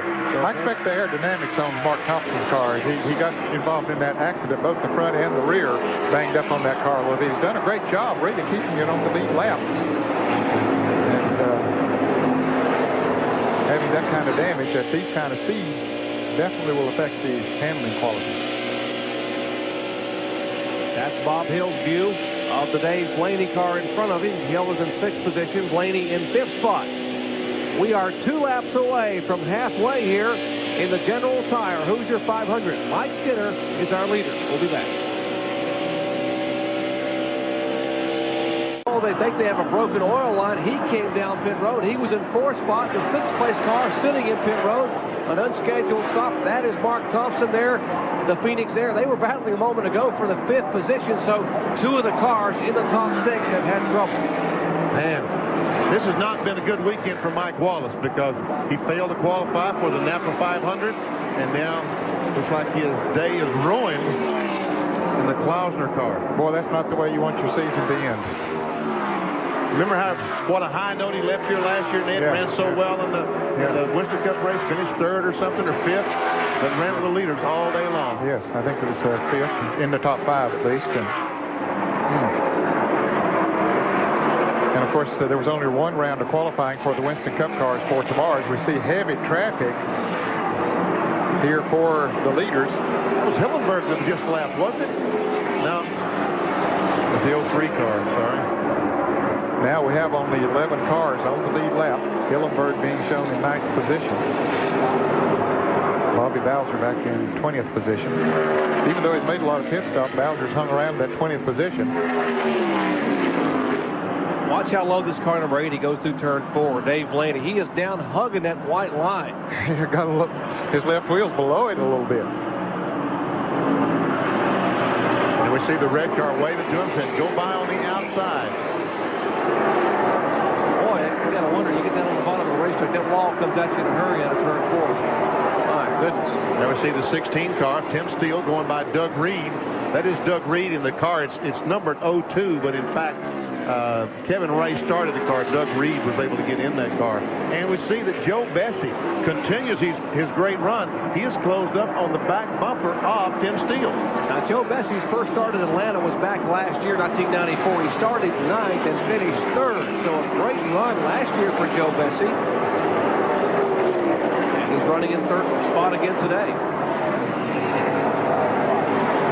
There's Blaney, the 4th place car. Started 12th. What happened with Mike Wallace, John Kernan? Jerry, you're not going to believe it. The radiator cap popped off. So instead of the smoke from an oil line going loose, it was actually steam coming out of the radiator. So they had to get the new cap and refill the radiator with water and put it back on. You talk about what a weekend it has been for Mike Wallace. Bad luck. Man, I tell you, that shows you bad luck right there in the worst kind of way. Boy, that is a tough break. I did that a couple of times back years ago, and I found that I had to basically safety wire the radiator cap to make sure that it did not turn, because there's a tremendous amount of pressure against that cap, and sometimes that will make it pop off. There's a leader going by. Skinner, the black car, right in front of our 2nd place car, Tim Steele. There he comes. And Joe Bessie continues his great run. I said earlier, we already seen Joe Bessie win this year once on ESPN up at Watkins Glen in the Busch Grand National North. He's been on the road course. What Tim Steele gets off that 2nd corner so well. There's Bobby Bowser trying so valiantly to win a ARCA championship. Will now go 6 laps down. Bowser being shown back in 20th position. Mike Skinner's picked up $1,000 there. Oh! Crash! One car has smacked the concrete wall a ton, and that is the car number 18, we are told, is at the wall back there. That is Howard Rose out of Ashland, Kentucky, the Performance Engineering Ford. That will bring out the caution flag again for the 6th time at lap 111 here at Atlanta Motor Speedway. Now, what were you saying about Skinner there, Ned? Picked up $1,000, the auto value halfway leader. Oh, it's we were very rude to you. We interrupted you. That's okay. Car crashing and smoking and barking, and we're excited there. You got to do it when those things happen. And there he is. Oh. Wow, he does hit that wall hard backwards. And thank goodness the fuel cell did not rupture, because look at all those sparks as the back of the car is dragging the racetrack. But no fuel leakage and no fire. There we see the pace cars pulled out trying to find the leader. There's Howard Rose's car sitting there in the middle of the racetrack. Howard won at Toledo back in 1984. He has 3 top 5 finishes at Talladega. So he's run well on the speedways, but not his day here in Atlanta today. And we saw him moving his left arm there just a moment ago. Oh, there we see. There's the leaders. That just past now, that on the right, the suites and what have you, those grandstands, all that is new since we were here in March. Of course, the plans are to eventually make the front stretch, the back stretch, And the back stretch, the front stretch. Yeah, what okay. This racetrack will be very similar to the Charlotte Motor Speedway when it's all over and said and done with. And for those of you who do your own income taxes, turns 1 and 2 will become turns 3 and 4, and turns 3 and 4 will become turns 1 and 2. Well, Okay. That's in 1040 EZ form.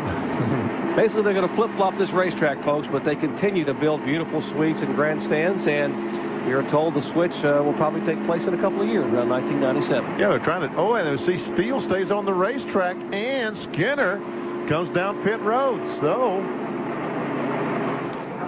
and we'll follow the leaders down pit road with a triple split pit stop. Top of your screen, Mike Skinner, Blaney in the middle, and Bessie on the bottom. Let's go to John Kernan. Mike Skinner will come in. I'm told it'll be a 4-tire change. The car has been just a little bit loose. The 80 and the 9 car, Joe Bessie, as we see the 80 car pulling into its pit stall right in front of Mike Skinner, and they will come around. Now there goes a wedge adjustment in the left rear, trying to tighten the car up on Mike Skinner right side tires, going on the 80 car and the Joe Bessie car. And Skinner is now down the way after a 4-tire change. And it looks like it's going to be right side tires only for Joe Bessie as he leads his pit stall. Now the left side's going on. A little bit of a problem on the left rear on that 80 car as he's sitting still on the jack, waiting, making sure also they get the lug nuts tightened on the right rear, but finally he's down and away. Blaney is leaving pit road. 32.7 on Blaney. yeah, he also had some trouble on the right rear as the left rear tire changer was having problems with the right rear fellows over there still tightening the lug nuts. And there's a driver. He is okay. That accident just a moment ago, spinning up in the corner. So we are under caution for the 6th time today. We'll be back with more from Atlanta Motor Speedway. Stay with us. The RCM tonight? I haven't seen it. And I want to see it. As a matter of fact, I went to my cable company the other day and complained about getting ESPN2 so I could see it. And they told me in January I'd be able to watch it. So That's down in Charlotte, North Carolina. That's good. yeah. Still working to remove the Howard Rose car. The first start this season for Howard in ARCA competition, and he was just to the outside of the car number 97, Shane Doles, and looked like Howard's car just sort of broke loose and headed for the wall, and he tagged it backwards a ton over there, but fortunately he was unable to walk away. And for those of you who just joined us earlier, on the second caution flag of the day, there was a horrendous crash involving about a half a dozen cars in turn 2. Jimmy Horton's car somersaulted over, rolled back on its wheels, and then was tagged by another car that came through. And of course, Horton was taken to the infield care center. We've updated that since. He is okay. And that is just remarkable that he's able to walk away with just some bruises. And we see him trying to put some water once again in the 90 car. The blue bucket is the water bucket, and the steam is where they're not having a lot of success. Tough to get that water in there after the radiator cap had come loose. We told you about the crash earlier today. Here again is a look at what happened to bring out the second caution flag of the day. Okay, it was a car that spun up in front of white car. We don't see it there, but Loy Allen then came down in the car number 1 on the inside, and he spins down inside, and then behind him, everything starts happening.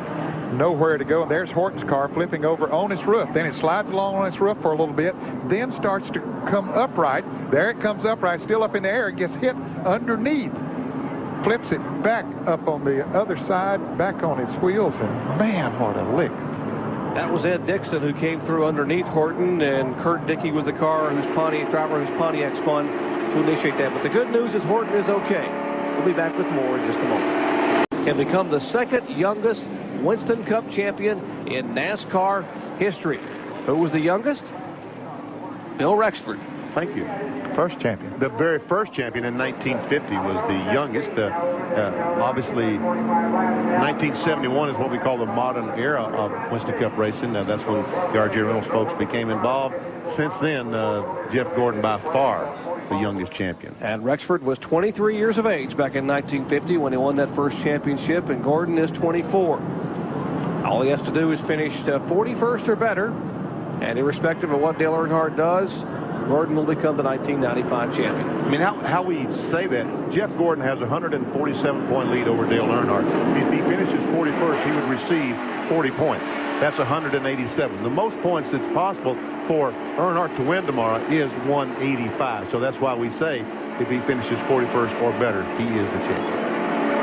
Take a look at Tim Steele's eyes there as he looks straight out the front windshield there. He is focused. He is totally concentrating, man, on what's going to happen. He is.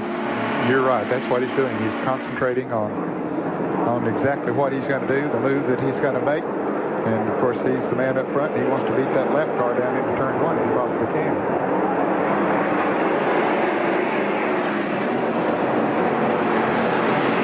Lap 118, that's 6 caution flags lasting 7 laps, and Tim Steele watched him wave the green, and he jumped in that throttle and pulled away by about 6 or 7 car lengths. Well, he did get a good start.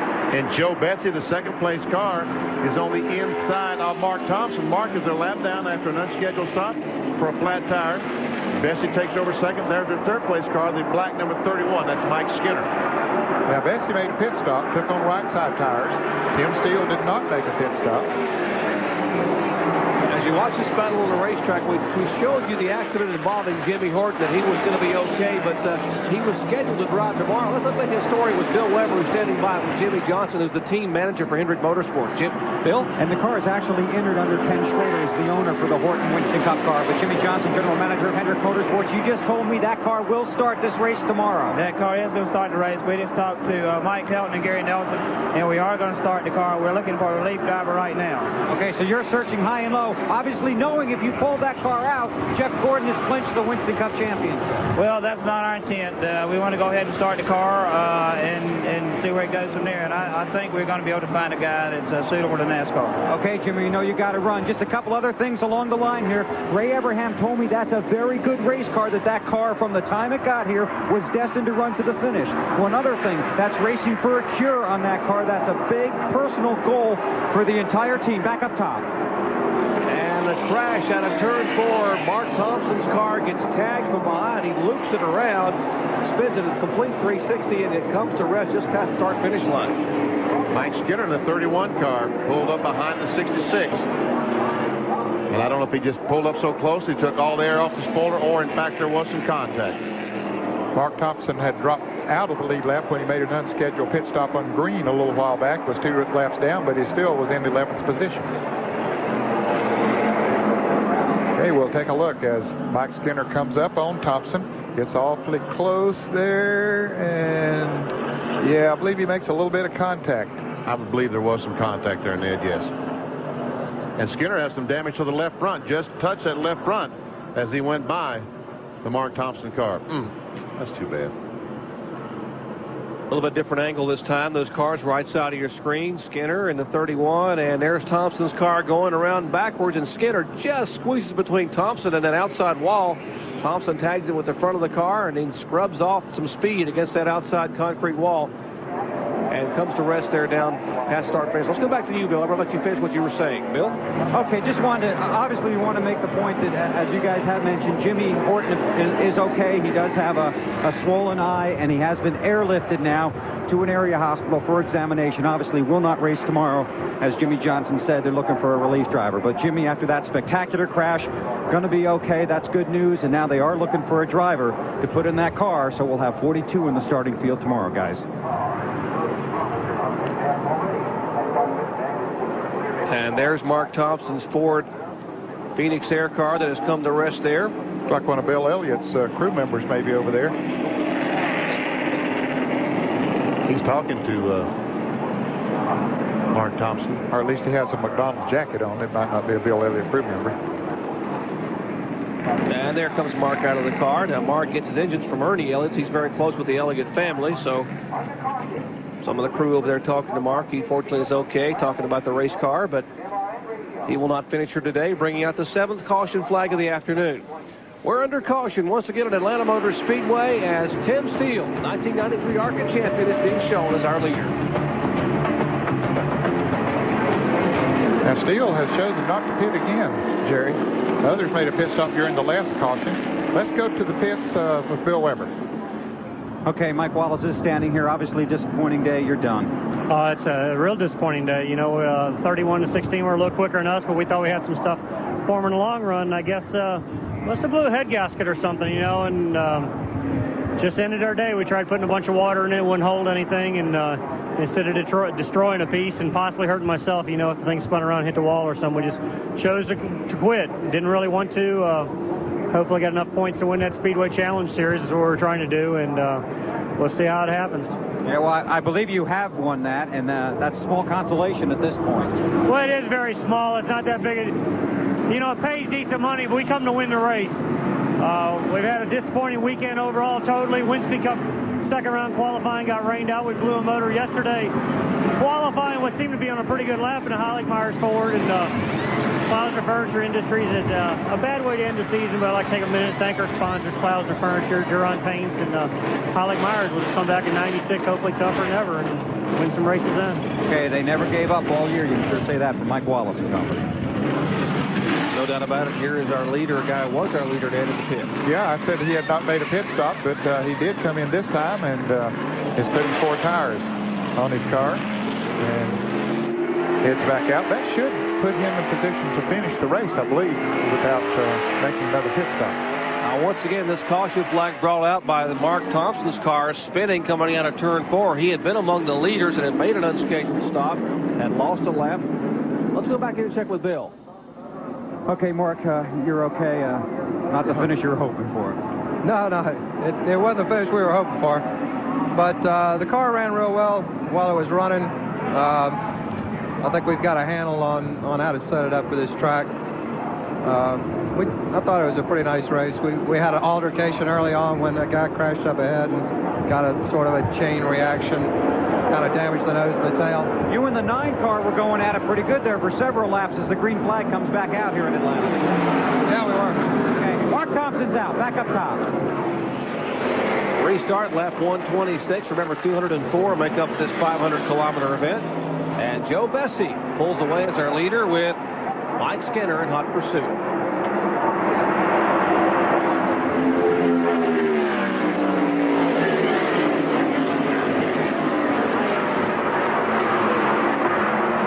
The 16 car, Tim Steele, who's been running with Mike Skinner all day long, made a pit stop, changed some tires, so he's back in some heavy traffic.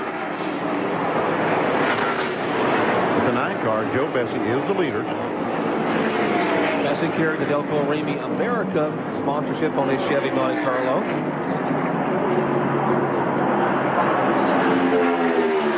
$15 different winners here in 1995. Out of the 20 events in ARCA competition. Boy, what a competitive series. Here comes Skinner down on the inside. Boy, he just blows right by him coming off the turn, takes the lead. And there you see how far behind the 3rd place car is. That's Bob Hill in the car number 46. That is the red and yellow numeral Chevrolet. And that's Tim Steele in the 16 car that's right behind and trying to take over that 3rd spot. Now, Tim came out in 8th position after his pit stop, so he has already moved back up to 4th. But Bob Hill has just stayed right up there amongst those leaders about all afternoon. Doing a good job. How about that late pit stop on Tim Steele, John Kernan? Well, Jerry, it was because they didn't have sticker tires on it. They had some old tires from early in the race that had about 25, 30 laps on them. I just asked one of the Hoosier tire officials down on this end of pit road if they were having a shortage of tires. He says he's not really sure. The tires that went on Tim Steele's this time, they got from Mark Thompson's team, and they had to run them down here. But I noticed they had the number 33 on the tires already, so they must have originally belonged to the Harris Devane team. Tom Sokolowski, the crew chief, tells me that they're supposed to have one more set of tires headed down this way so they can use those fresh tires on their last pit stop. They can't go the rest of the distance on fuel with this last pit stop. As you watch this battle for 3rd spot, our AutoZone race recap will show you that our leader is Mike Skinner, has led 72 of 127 laps. There have been 14 lead changes. What a competitive race. 7 cautions, like 40 laps. The average speed, 107.459 miles per hour. Among the leaders, Mike Skinner, Tim Steele, L.W. Miller, Bob Hill, and Dave Blaney, along with others who have led, like Joe Bessie, Mike Wallace, and our current point leader. Oh, crash in turn 1. Doug Reed is spun, backed it in the fence between 1 and 2. And looks like right now it was a 1-car accident. Now we see Doug Reed. That's along Lewis Ford. That Kevin Ray was listed as a starting driver. Indeed, Kevin Ray did start that car. And Doug Reed has climbed in it after the first caution flag of the day. That was the car that's owned by Doug Reed's operation. They're loaning it to Kevin Ray to get in the field. And there was a driver change. And that's why we tell you that Kevin Ray was the starting driver and Doug Reed in it. That's the spun a moment ago. Bringing out the 8th caution flag of the day at lap 132. That's a break for Tim Steele because now he is able to close back up on Joe Bessie and the 31 car of Mike Skinner. And they pulled away to a pretty good advantage. And there you can see the Reed car coming down off of the banking. Had already spun around up there. And did he get a piece of the wall? I think he touched it a little bit, but it doesn't look like there's a lot of contact, and that's very surprising because going in turn 1, you would think there'd be a lot of damage. We see right now that Steele is talking to the crew. And we're under caution once again. They line up behind the safety car. We'll come back and sort it out, tell you who's leading and who's running where in a moment. Back at Hampton, Georgia, Atlanta Motor Speedway. Looks like Baron von Raesthoven or something. Got a little one of those old aviator leather helmets on. But I tell you what, on a day like today, when it's cool and the temperature is dropped and the wind's blowing, you'll take whatever you can take. You used to race with a helmet like that, didn't you, Ben? Yeah, I had a ponytail just like that, too. And I didn't see the earring, but we're talking about racing. We got a big one coming tomorrow on ESPN2. Tomorrow morning at 10:30 a.m. Eastern Time, 27,000 men and women representing 111 countries will run 26 miles on course at Linden Central Park, the world's largest marathon. Tomorrow morning, the New York City Marathon, 10 a.m. Eastern Time on ESPN2. 27,000 people running 26 miles. You did say 27,000, didn't you? 27,000. Men and women. Men and women. Man, I know that. Anyway, I won't get into it. I tell you what, some pretty good damage, Ned. He caught it pretty flat with the left side. Yep, sure did. That's the car that spun, and the reason we're under caution at the moment.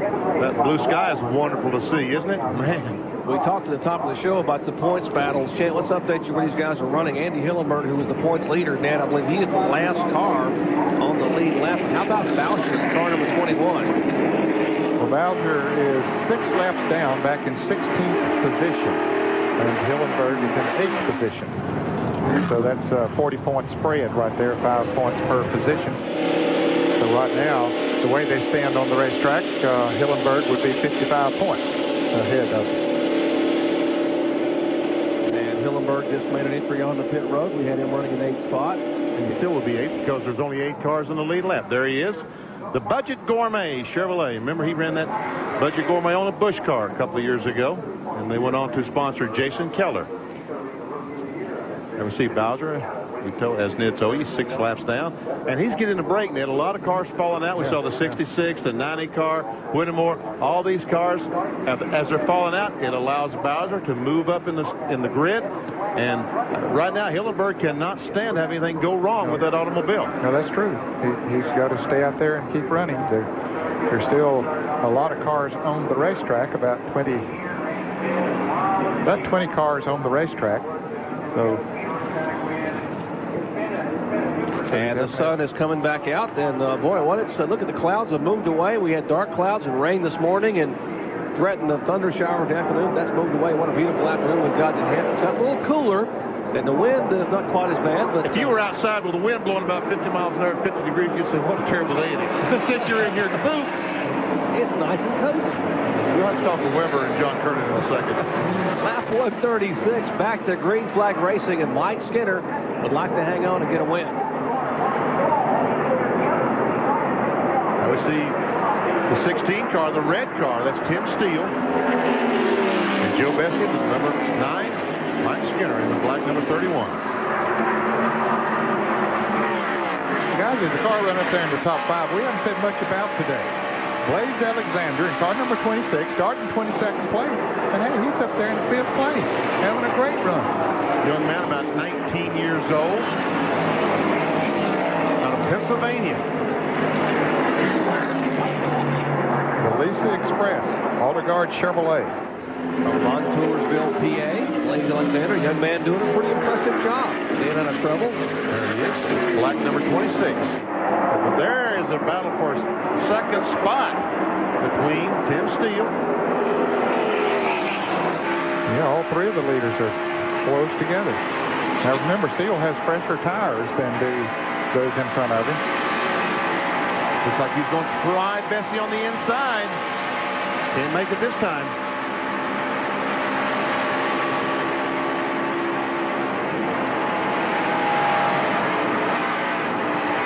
Bessie Right again. Bessie went a little high, and that opened the door for Tim Steele, and he just drove right under it. Joe Bessie is just not getting off that fourth corner. We saw the 31 car Skinner passed him a few laps ago in that same move, so Joe had a little bit of trouble getting off that corner. But now let's see, can Mike Skinner keep Tim Steele behind him? Well, they've had some good battles already this afternoon, and I think they're shaping up for another. Ooh, the sun is, wow. The sun that we talked about, how it looks so good coming out, it doesn't look good to these drivers as they drive in turn 3 directly into that sun. We saw the glare from inside Tim Steele's car. That's got to be frightening. What are you going into 175, 180 miles an hour? No more than that. Over 100, 190 or so.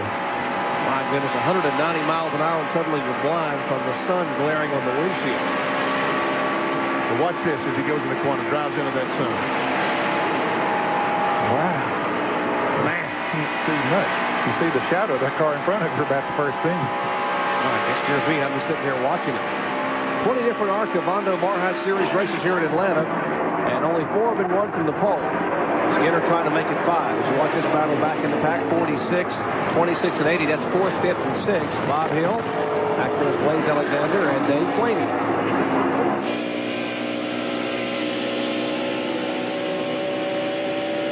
There we see the face again. Bob Hill as he cruises down the backstretch at the Atlanta Motor Speedway.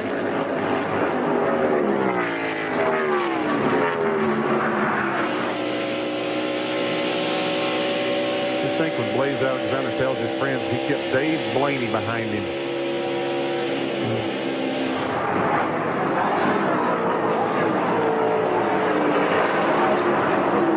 I'm impressed with that young man.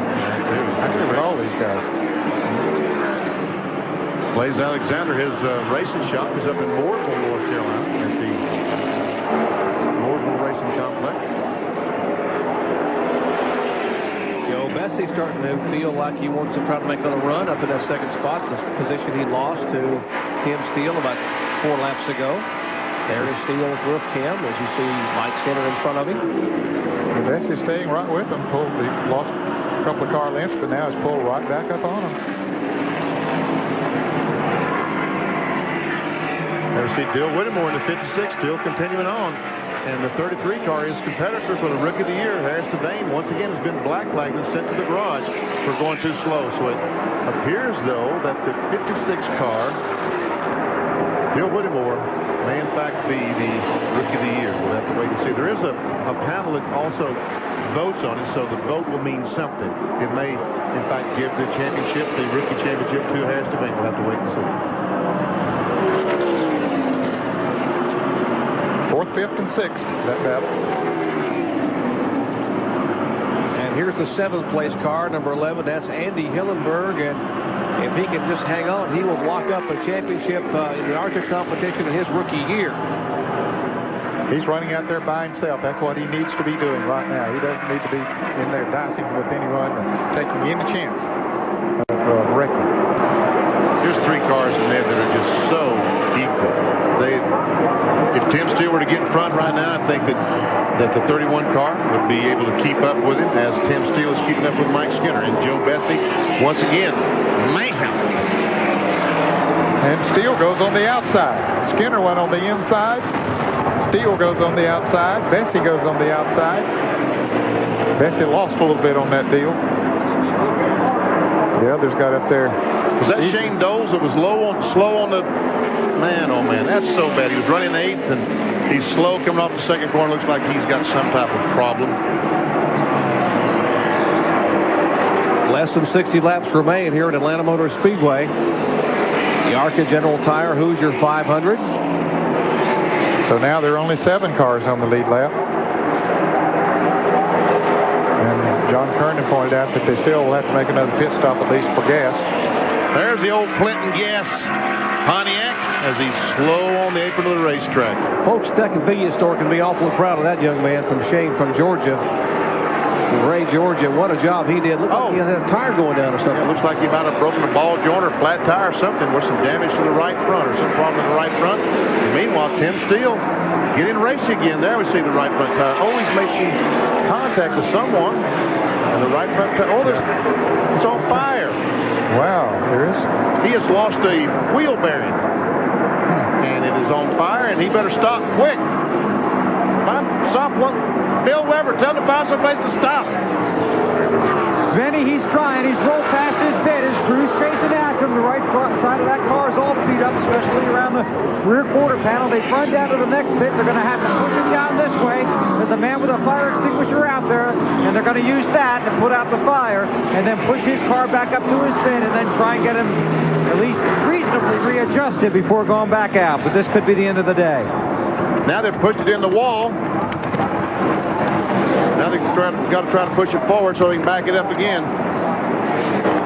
Tough day for Shane. Boy, you had no brakes. He couldn't get the car stopped. You see all the chemical being sprayed in there. Shane had a 6th place finish at Pocono this year, so he was looking to improve on that. He was running 8th here, the final car in the lead lap when he had that problem and is now in the pits. Our leader, car number 31, Mike Skinner, trying to become just the 5th driver in ARCA competition to win the season finale from the pole. We'll be back. Stay with us. Atlanta Motor Speedway, less than 55 laps to go in this 500-kilometer ARCA event. Car number 31, Mike Skinner, our pole sitter, his 3rd ARCA start. Trying to pick up a win. Tim Steele, the 1993 ARCA champion. That's his roof, Ken. You're riding along with him in 2nd spot. And Joe Bessie has reeled him back in.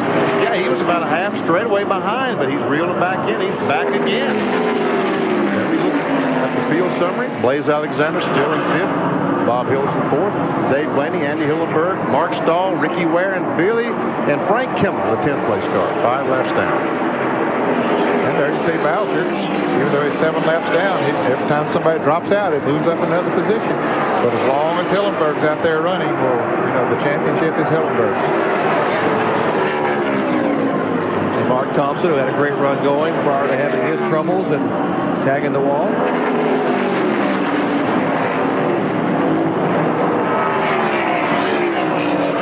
See Jimmy Horton back in 33rd position once again. The reports are that Jimmy is okay. He was taken by Lifeline to a nearby hospital. He has a swollen eye and obviously going to be bruised and sore, but that tumble he took in turn 2, that violent impact, able to walk away, a tribute to how well these cars are built. You're told the car number 0, Delmar Coward, has come back out of the garage area and is back in the race. Talk about ARCA's had a great history here at Atlanta Motor Speedway. We got a little bit of history here for you, VP. Look at that 03 car. That is Richard Brickhouse, Ned. Wow. Remember, he won the very first race at Talladega Super Speedway in, what was that, 1969. And he lives over in Leland or out of Wilmington, North Carolina, and trying his hand back into racing again at 56 years old, trying to get a team going. So now you see him out here racing. Does that make you want to get the fever and just come out of retirement and get back into race? No, because I also saw Jimmy Horton crash coming off the 2nd corner. Okay, well, stay put.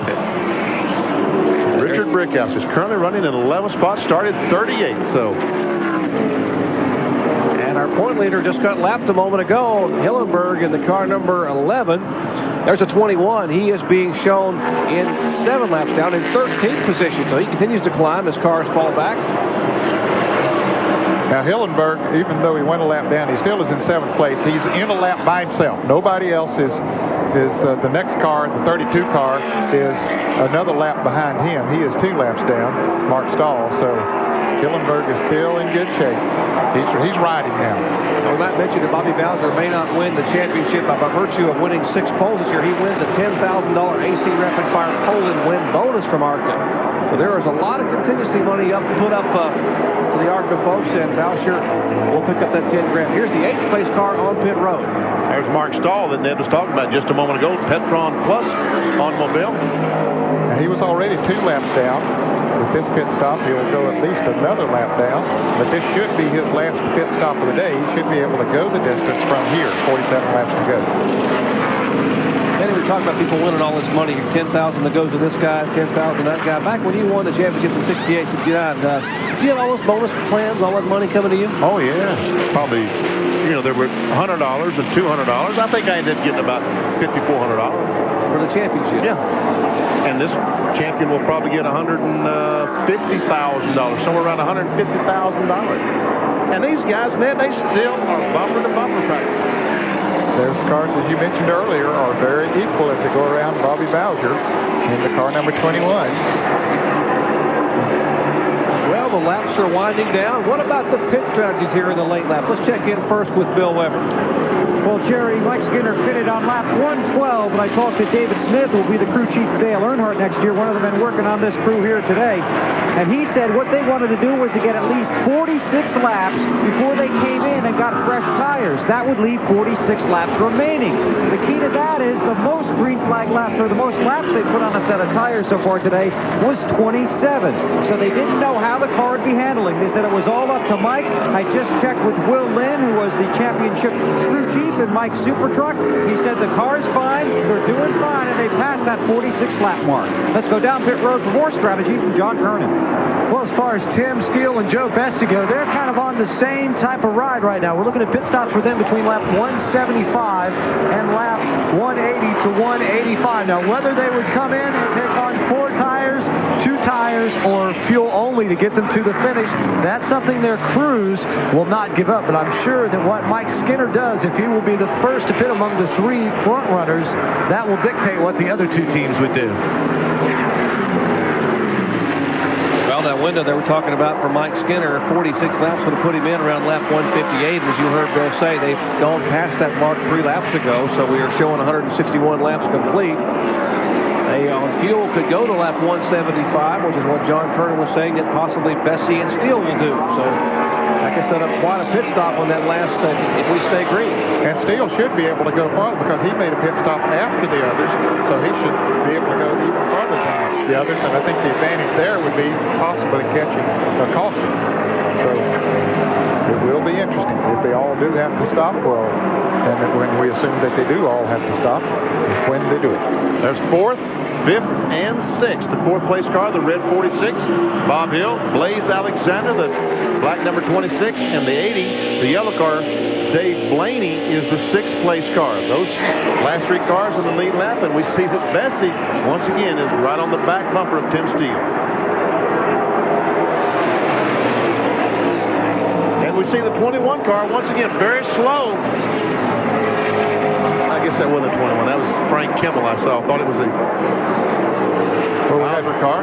Had a report, Denny, that maybe Mike Skinner was about ready to come into the pits. He didn't come that time. We'll keep an eye on him and see if he does come in here the next time around. And if you look at Skinner's pits, they have the pit board up, the big 3, black 3. That is the Goodrich crew. That's actually the crew that'll be servicing Dale Earnhardt in 1996. You know, Andy Petrie's leaving, so they got the crew. They're basically getting some practice here. You see, then they have tires up on the wall, and indeed Skinner is off the pace down below the white line, and he will come down pit road at 55 miles an hour. Let's go down to the Skinner pits. And they're waiting for Mike Skinner to bring his car down pit road. The race leader slowly coming down pit road. That is expected to be a 4-tire change. Working lap 165 here in Atlanta, and Skinner has arrived. They go around to the right side. Chocolate Myers working the fuel can. Right side tires are off. Now they're going to come around, and they will make the 4-tire change. So Mike Skinner's going to have 4 tires, and right now the leaders of the race are by Tim Steele and Joe Bessie, while Mike Skinner sits on pit road. They both are on the left-side tire, top the jack, and takes off, trying to catch the leaders after a 21.2-second pit stop.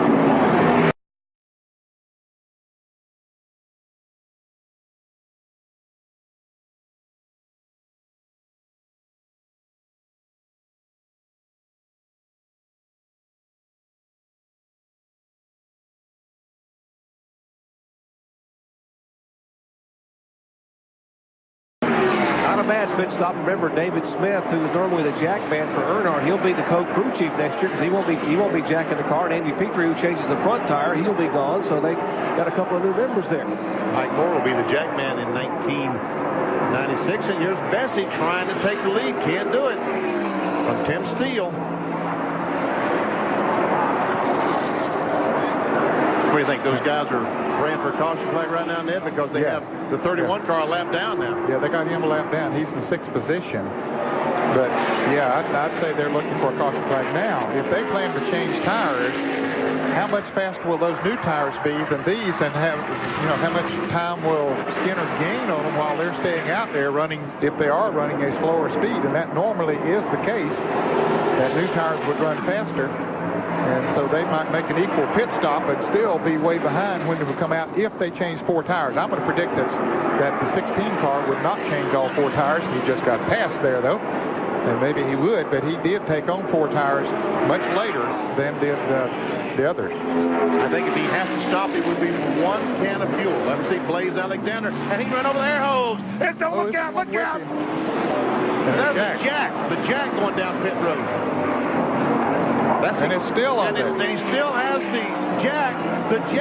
There's the caution flag. This is the flag, going to be a caution flag that they're looking for. Yeah, because that Jack's going to be somewhere on the racetrack. Part of the handle looks like that holds the pit board. It's a handle attached to the pit board, but obviously that doesn't belong out there either. So he is Blaze Alexander, the young man, having a great run, but he left the pits with more than he came in with. Of course, that sign and part of the air hose he ran over. Of course, they'll black flag him and have him to come back in. Now, whether that thing will stay on there until he comes back in. Caution flag. They thrown the caution flag, but we can't have that thing around there. The caution's out now. Yes. So they did wave the caution flag that time by, and they will try to get Blaze Alexander to come back in and return the pit equipment to the pit crew. So this is the break that Tim Steele and Joe Bessie were looking for. Only 4 cars now on the lead lap. And we are told a couple of crew members have gotten hurt down there in the 26th pit when they were leaving. So because of the hurry and things that were, they ran over the hose, and then, of course, that sign was pulled right out of one guy's hand. So they are attending to those. Meanwhile, we're under caution because of that debris that's being carried behind the Blaze Alexander car. Man. You ever see one fellow sitting on the ground? There's another one being attended to. Yeah, that's the type of situation can hurt you. That's exactly why NASCAR now has 2 pit guns. Only 2, because they were leaving that third one laying on the pit road as it went around to help. And NASCAR said, we're not going to leave guns laying on pit road. And they have black flagged the 26 car, and we are told by the ARCA officials they are pulling his scorecard. They are not going to score him any more laps. And there's still the air handle is still hanging beneath the car. The impact wrench, the gun is wrapped around, the hose is wrapped around the rear housing, and the gun is still attached to it. Great camera shot. That's Blaze Alexander. What a tough break. And let's check in their pits with Bill Weber. Bill, how's those crew members down there? Well, they're getting some medical attention right now. It is a couple of crew guys are down, and we're waiting for some of the medical attention to arrive here. So there are 2 crew guys that were injured when Blaze took off, and we'll get you an update here as soon as we can. Well, there he comes down pit road, dragging the hose and the impact wrench. But there also is Joe Bessie and Tim Steele coming down pit road to make a scheduled pit stop under the caution flag. And now Skinner is a lap down, isn't he? I think Skinner is. Yes, he did go a lap down when he made the green flag pit stop. Let's go to the pits and John Kernan. Well, what a break for Tim Steele and his crew. If they did not get this caution, they were only going to change right side tires. So now they get the caution flag to change 4. They come around to work to the left side. I look at Joe Bessie. The left side tire's already coming off. Tim Steele's car just going up the jack. Looks like Bessie will probably beat him out on pit road. Tightening the left side. That's on both cars. Steele's done. And he's going to beat Bessie as they had a little bit of a problem with the left side tires on Joe Bessie. And I thought sure Bessie's crew was going to get him out before Steele's because they had jacked up that left side and they had the tires off first. But Steele's crew really rallied on that left side and got the tires off and on very fast. And he wins that race on pit road. And Dave Blaney will come out 3rd and Bob Hill will come out 4th. We're under caution for the nighttime today at Atlanta Motor Speedway. Laps are winding down. There is Joe Bessie. We'll be back in just a moment. in Georgia. And moments ago, we had some unfortunate incidents in the pits that created this caution flag. Here's a look again at Blaze Alexander's pit stop. And for some reason, the right front tire changer just dropped the gun. And as Blaze ran across it, he picked it up. Now, that's attached to a big tank. Now, it had to jerk that tank, and I'm sure that tank hit someone, probably in the leg or something, as it came off. And it finally broke the hose off that tank, and then it grabbed the pit board, the thing that stopped the car with, as it left the pits. But, you know, the hose is attached to a big nitrogen tank. So that's what I'm concerned about, is what happened to that tank. Some of that debris flying around down in Blaze Alexander's pits. We'll update as soon as we can the injuries on those crew members down there as they've been attended to by the safety crews here at Atlanta Motor Speedway. Right now, there's some that's been contested between the 31 and the 16 as to who goes into the 31 is a lap down. Yeah. Mark Stahl is trying to get on the inside as well. I mean, he needs to be behind the 31. Now, in NASCAR racing, I don't know how it is in ARCA, but in NASCAR racing, the 31 car would be allowed to stay up front. He did not make a pit stop. He made a green flag pit stop, got a lap down, but then the leaders would have to come back out, so technically he's back in the lead lap.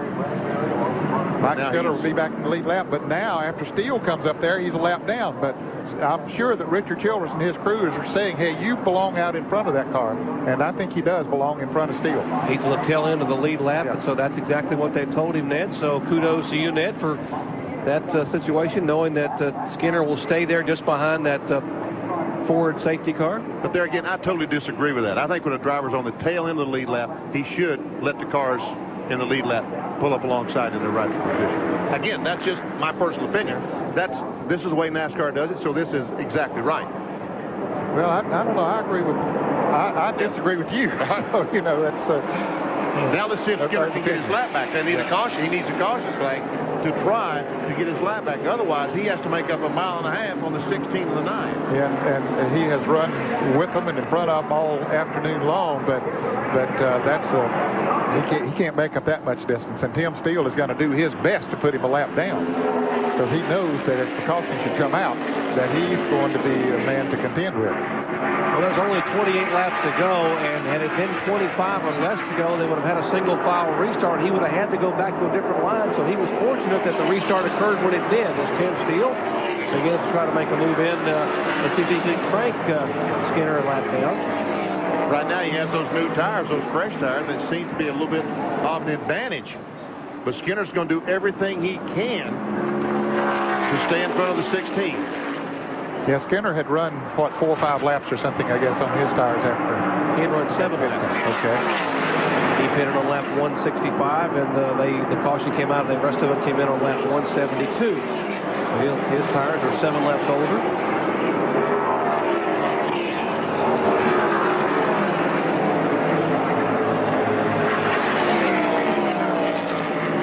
Looks like Skinner's doing a pretty good job staying in front of the 16.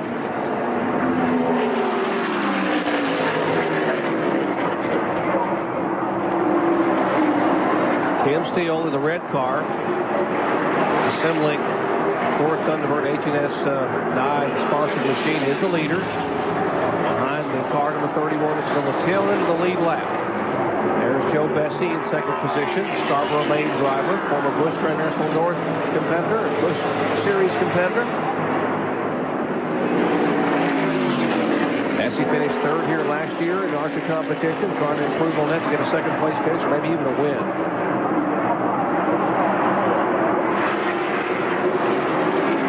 Once again, if you're looking for Blaze Alexander, that car was the one that brought out the caution flag by virtue of catching the air hose and air impact wrench in his pits, pulling that signboard on the racetrack. I'm told that Blaze will run for Rookie of the Year in 1996 in ARCA, so he certainly got some valuable experience there. I'm not sure that was his fault. Maybe it was probably the tire changes guy just grabbed off the hose and let him go. Yeah, that's right. I don't know why the fellow just dropped the impact wrench when he finished changing the right front tire.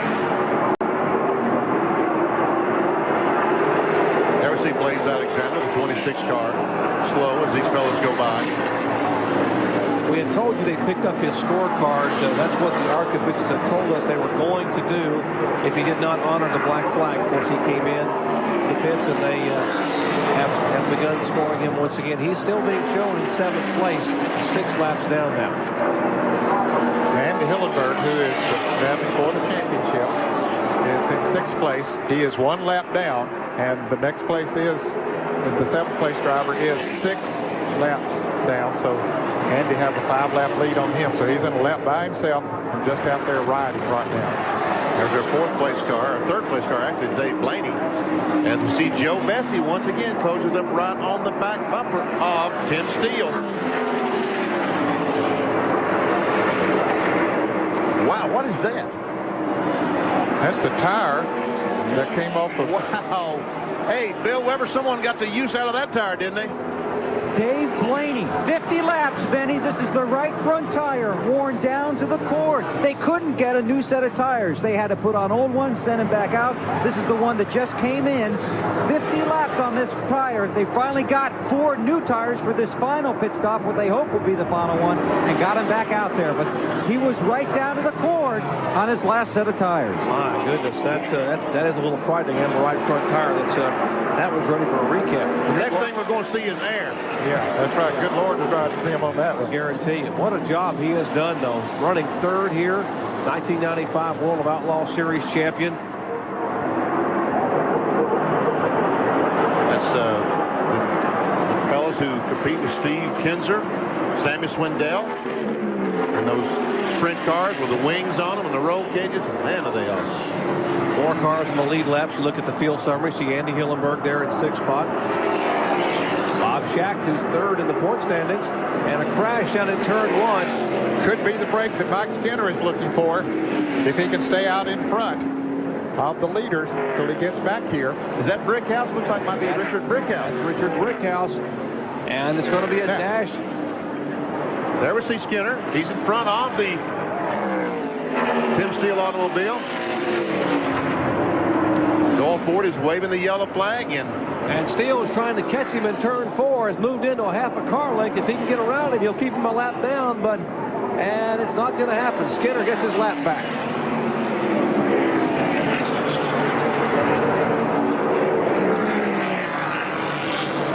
So with only 5 cars in the lead lap, he's going to be in great shape.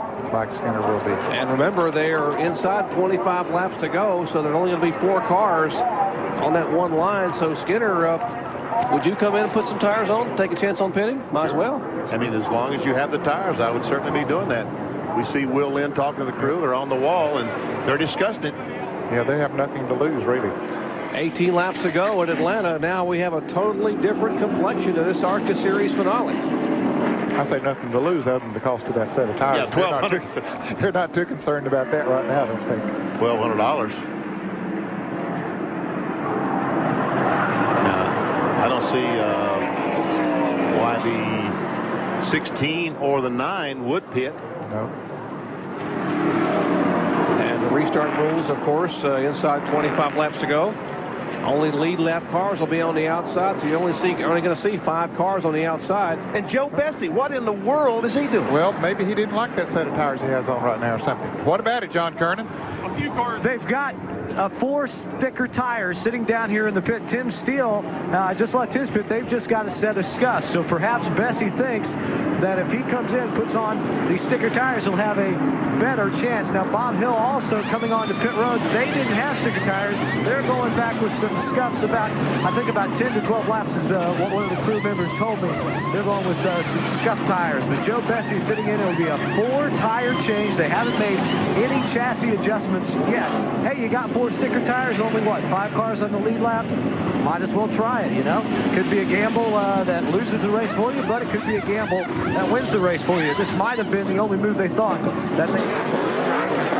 But evidently, Mike Skinner and the Childress crew felt that he must like the set of tires that he had on. He did not come in. How about it, Bill Weber? Okay, the reason Mike didn't come in, he was told to pit. The reason he didn't is because he thought he'd have to go through debris one more time. He wants to get around, get through that debris. He's supposed to come in and pit for 4 fresh tires this lap.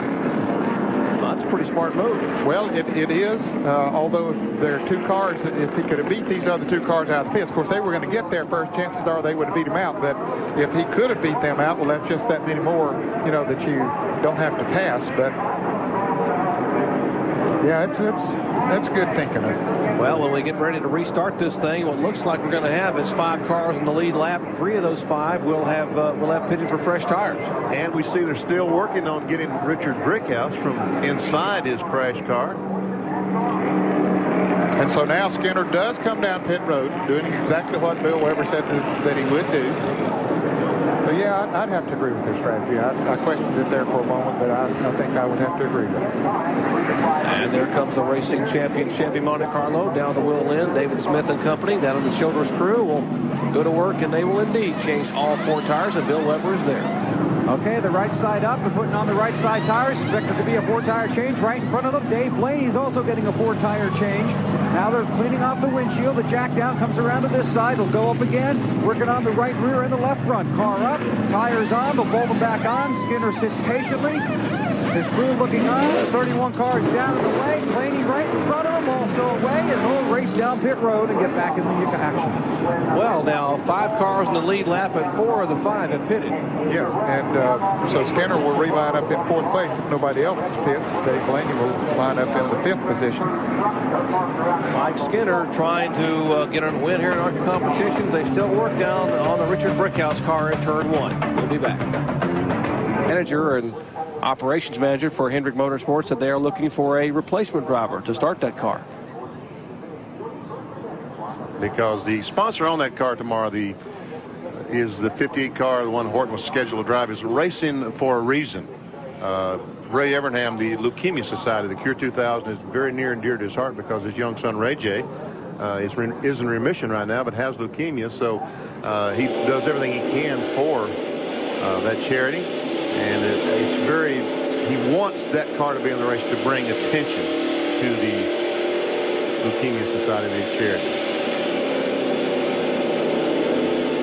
Bob Hill, the camera on the roof of his automobile. Car sponsored by Jim Dandy Dog Food. And if you wonder why he's... There's smoke coming out. Or was that, did you run off some water or something? Or looked like smoke or steam or something from one car there. You wonder why Bob Hill is backing all that traffic. They will signal those cars when they get ready to give them the 1 to go sign, and then they can all move up into single file. The cars in the lead lap on the outside line. What a year Mike Skinner's had, huh? Winning the Super Truck Championship.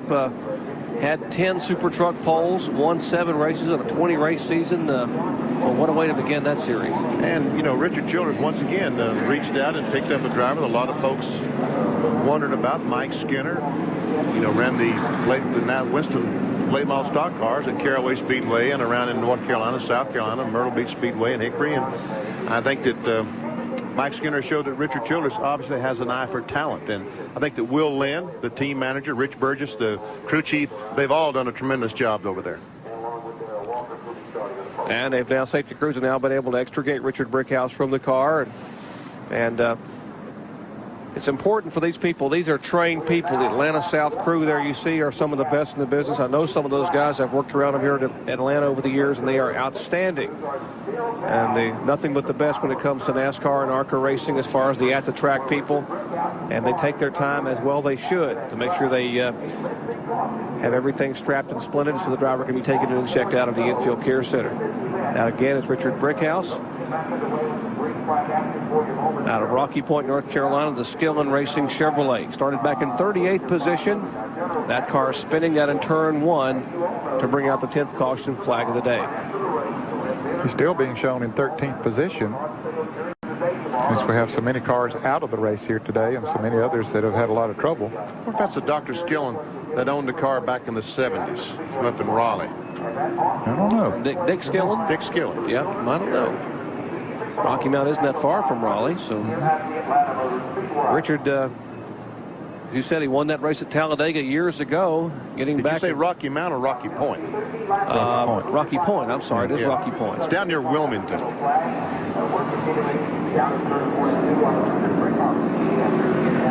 Got Andy Hillenberg coming back down pit road right now, and we're going to have a new champion for the ARCA series here very shortly. Andy Hillenberg is 1 lap down. Bobby Bowser is in 10th place, but he is 9 laps down, so the 8 laps difference. So when we go about 5 more laps here, or just really just a couple of more laps, Jerry, and he'll be the champion.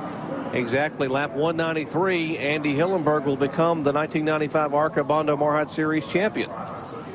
And I know I have lunch almost every day with his crew, with Hillenberg and his crew, and boy, they've been working for this for the last month just as hard as they could.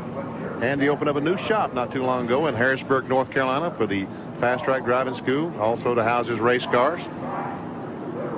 There's a look at Hillenberg in sixth position, who just about a lap and a half from now will become the ARCA Series champion. Now, we're going to have to scurry away when this race is over. We've got horse racing coming up. America's Horse ESPN2 Racing Challenge from San Antonio, Texas. And Chris Lincoln will be there to host that horse race to you. We'll be back at 5 o'clock here, folks, and you'll be able to hear from the ARCA champion, if it's Andy Hillenberg or Bobby Bowser, if he can pull it out. But we'll have an interview with that champion when we come back to Atlanta Motor Speedway at 5 o'clock. But when this race is over, we're going to go straight to San Antonio, Texas, and Chris Lincoln for America's Horse ESPN2 Racing Challenge. And while we're under caution and they get the track cleaned up, we'll take a quick break and come back for the final laps from Atlanta Motor Speedway. Stay with us.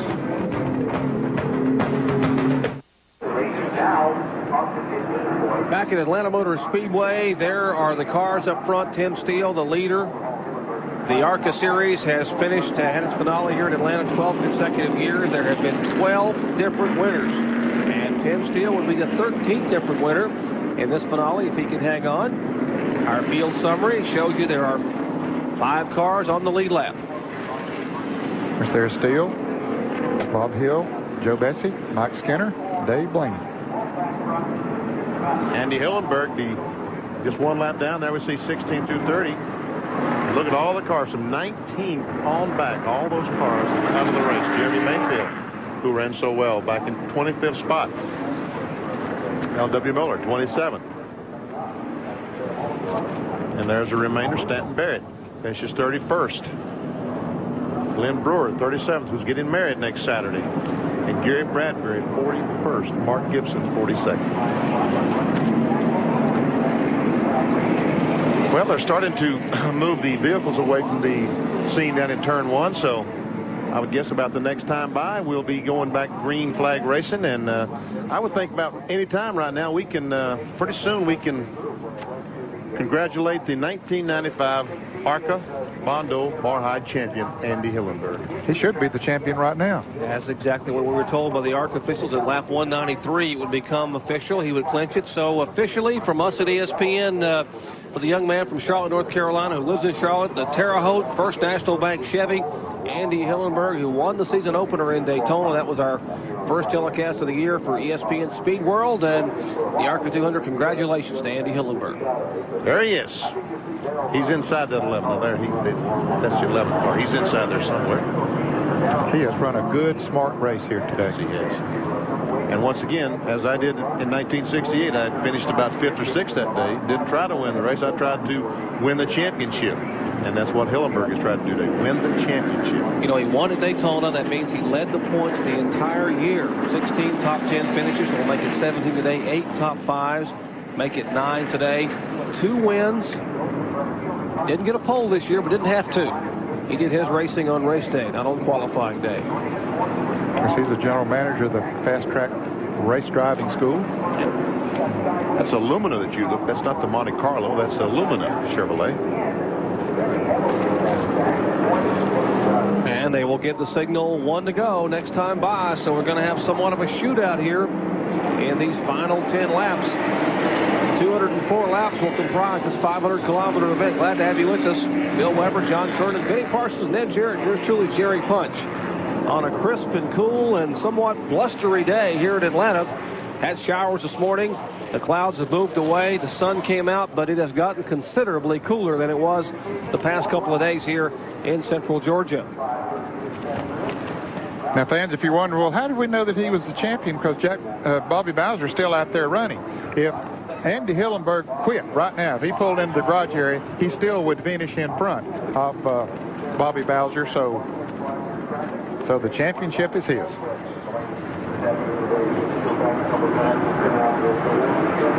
There we see Timmy Steele weaving his car back and forth, trying to get all the debris all the little stones and pebbles off his tires, so when he goes in turn 1, he'll be able to grip the racetrack. And behind him is Bob Hill. While you're riding along, that's his roof cam. Jim Dandy's sponsorship there. The munching you hear in the background is John Kerning eating that dog food he got earlier down there munching on. But that was the subject of our track back.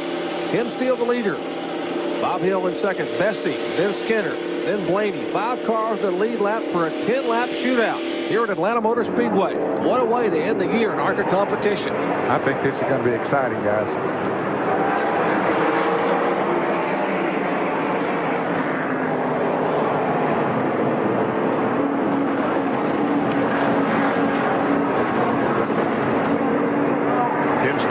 Getting some great jumps as he does again.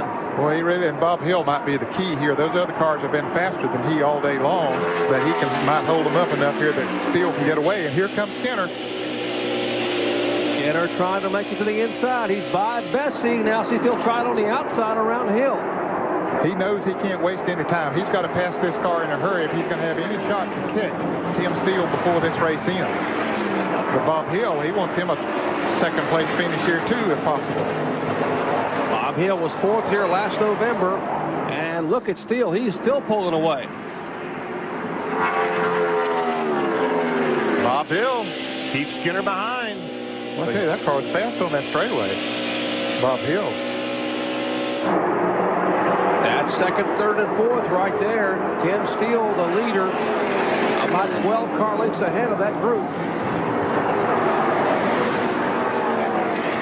Dave Blaney, the 5th place car, is pretty good distance back. He's going to ride it out and try to get in the top 5, which is an excellent accomplishment.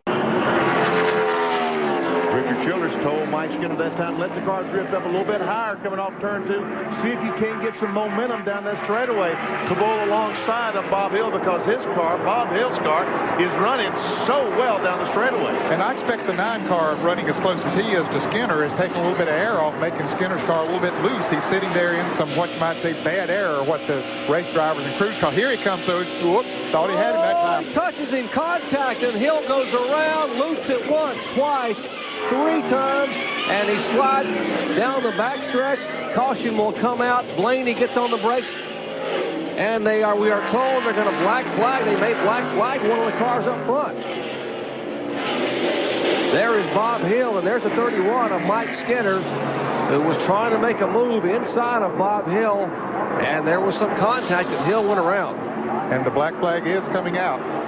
Or at least one of the officials on the starter stand has a black flag in his hand. And we see that Bob Hill has his car going again. He's up in 3 and 4. He still is not a lap down, but. Oh my, how quickly. There's the 31 being posted on the board, and they are going to black flag him. Here's a replay. He comes off the corner. I don't know. I couldn't see the contact there, but. And Hill's car comes, we see some damage to the left rear, so I don't know if that damage was from before or not, but there's some damage to the left rear of that car. Now, Bessie got him as he went by, just nicked him. Let's look again.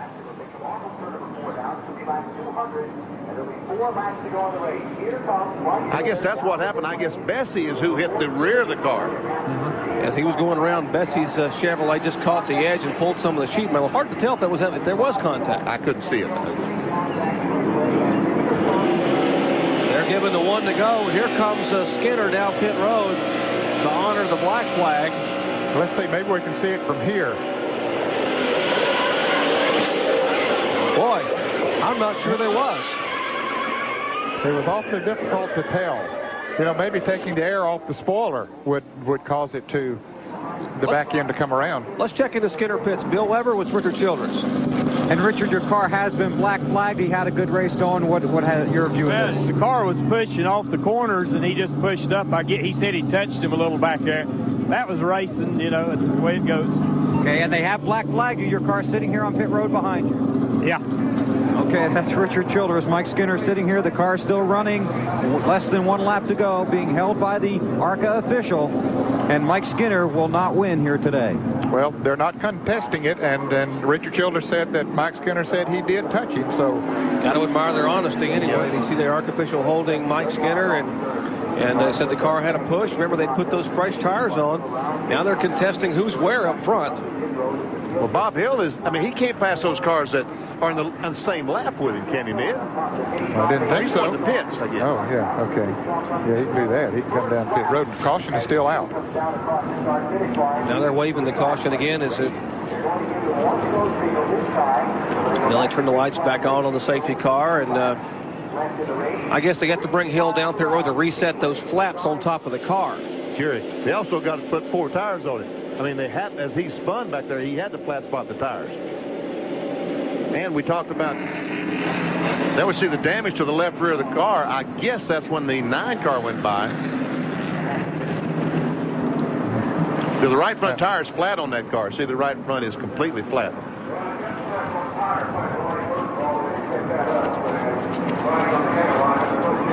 Now remember, horse racing coming up next. America's Horse, ESPN2's Racing Challenge with Chris Lincoln. That's from San Antonio, Texas, coming up, followed by highlights of yesterday's Winston Cup qualifying. And we'll come back here as well with interviews. Of course, highlights of yesterday's pole qualifying and all the stories that are going on in NASCAR Winston Cup as a prelude to our live coverage of the Napa 500. The 38 special concert has been rescheduled. It'll be tomorrow at 8:30 p.m. So we'll have that for you tomorrow at 8:30 p.m. That 38 special concert here at Atlanta Motor Speedway.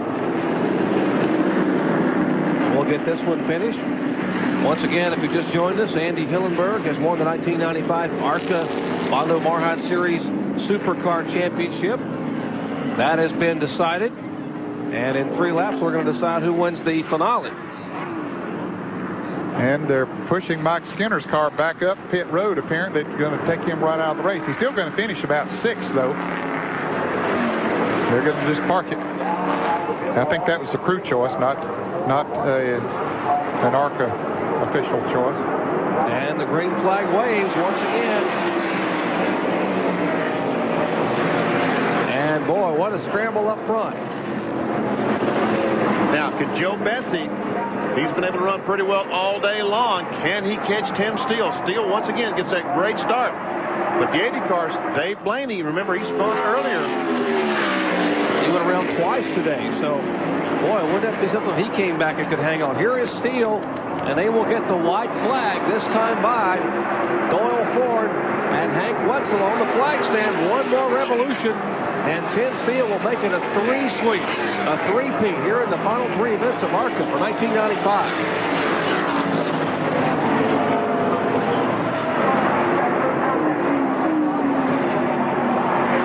There's a look at the 1993 ARCA champion. Won at Winchester, he won at Salem. And for the 13th consecutive year, the ARCA finale will go to a different winner at Atlanta Motor Speedway as he comes out of turn 4, and Tim Steele will take the victory. In the ARCA General Tire Hoosier 500, Joe Bessie finishes 2nd, and Dave Blaney in 3rd. And Andy Hillenberg is the 1995 champion. There you go. Way to go, Andy.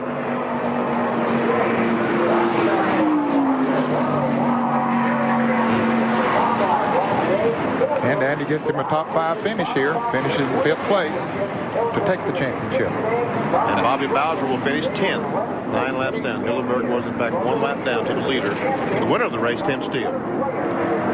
So once again, we congratulate our winner, Tim Steele. We'll be back with more from Atlanta Motor Speedway after this.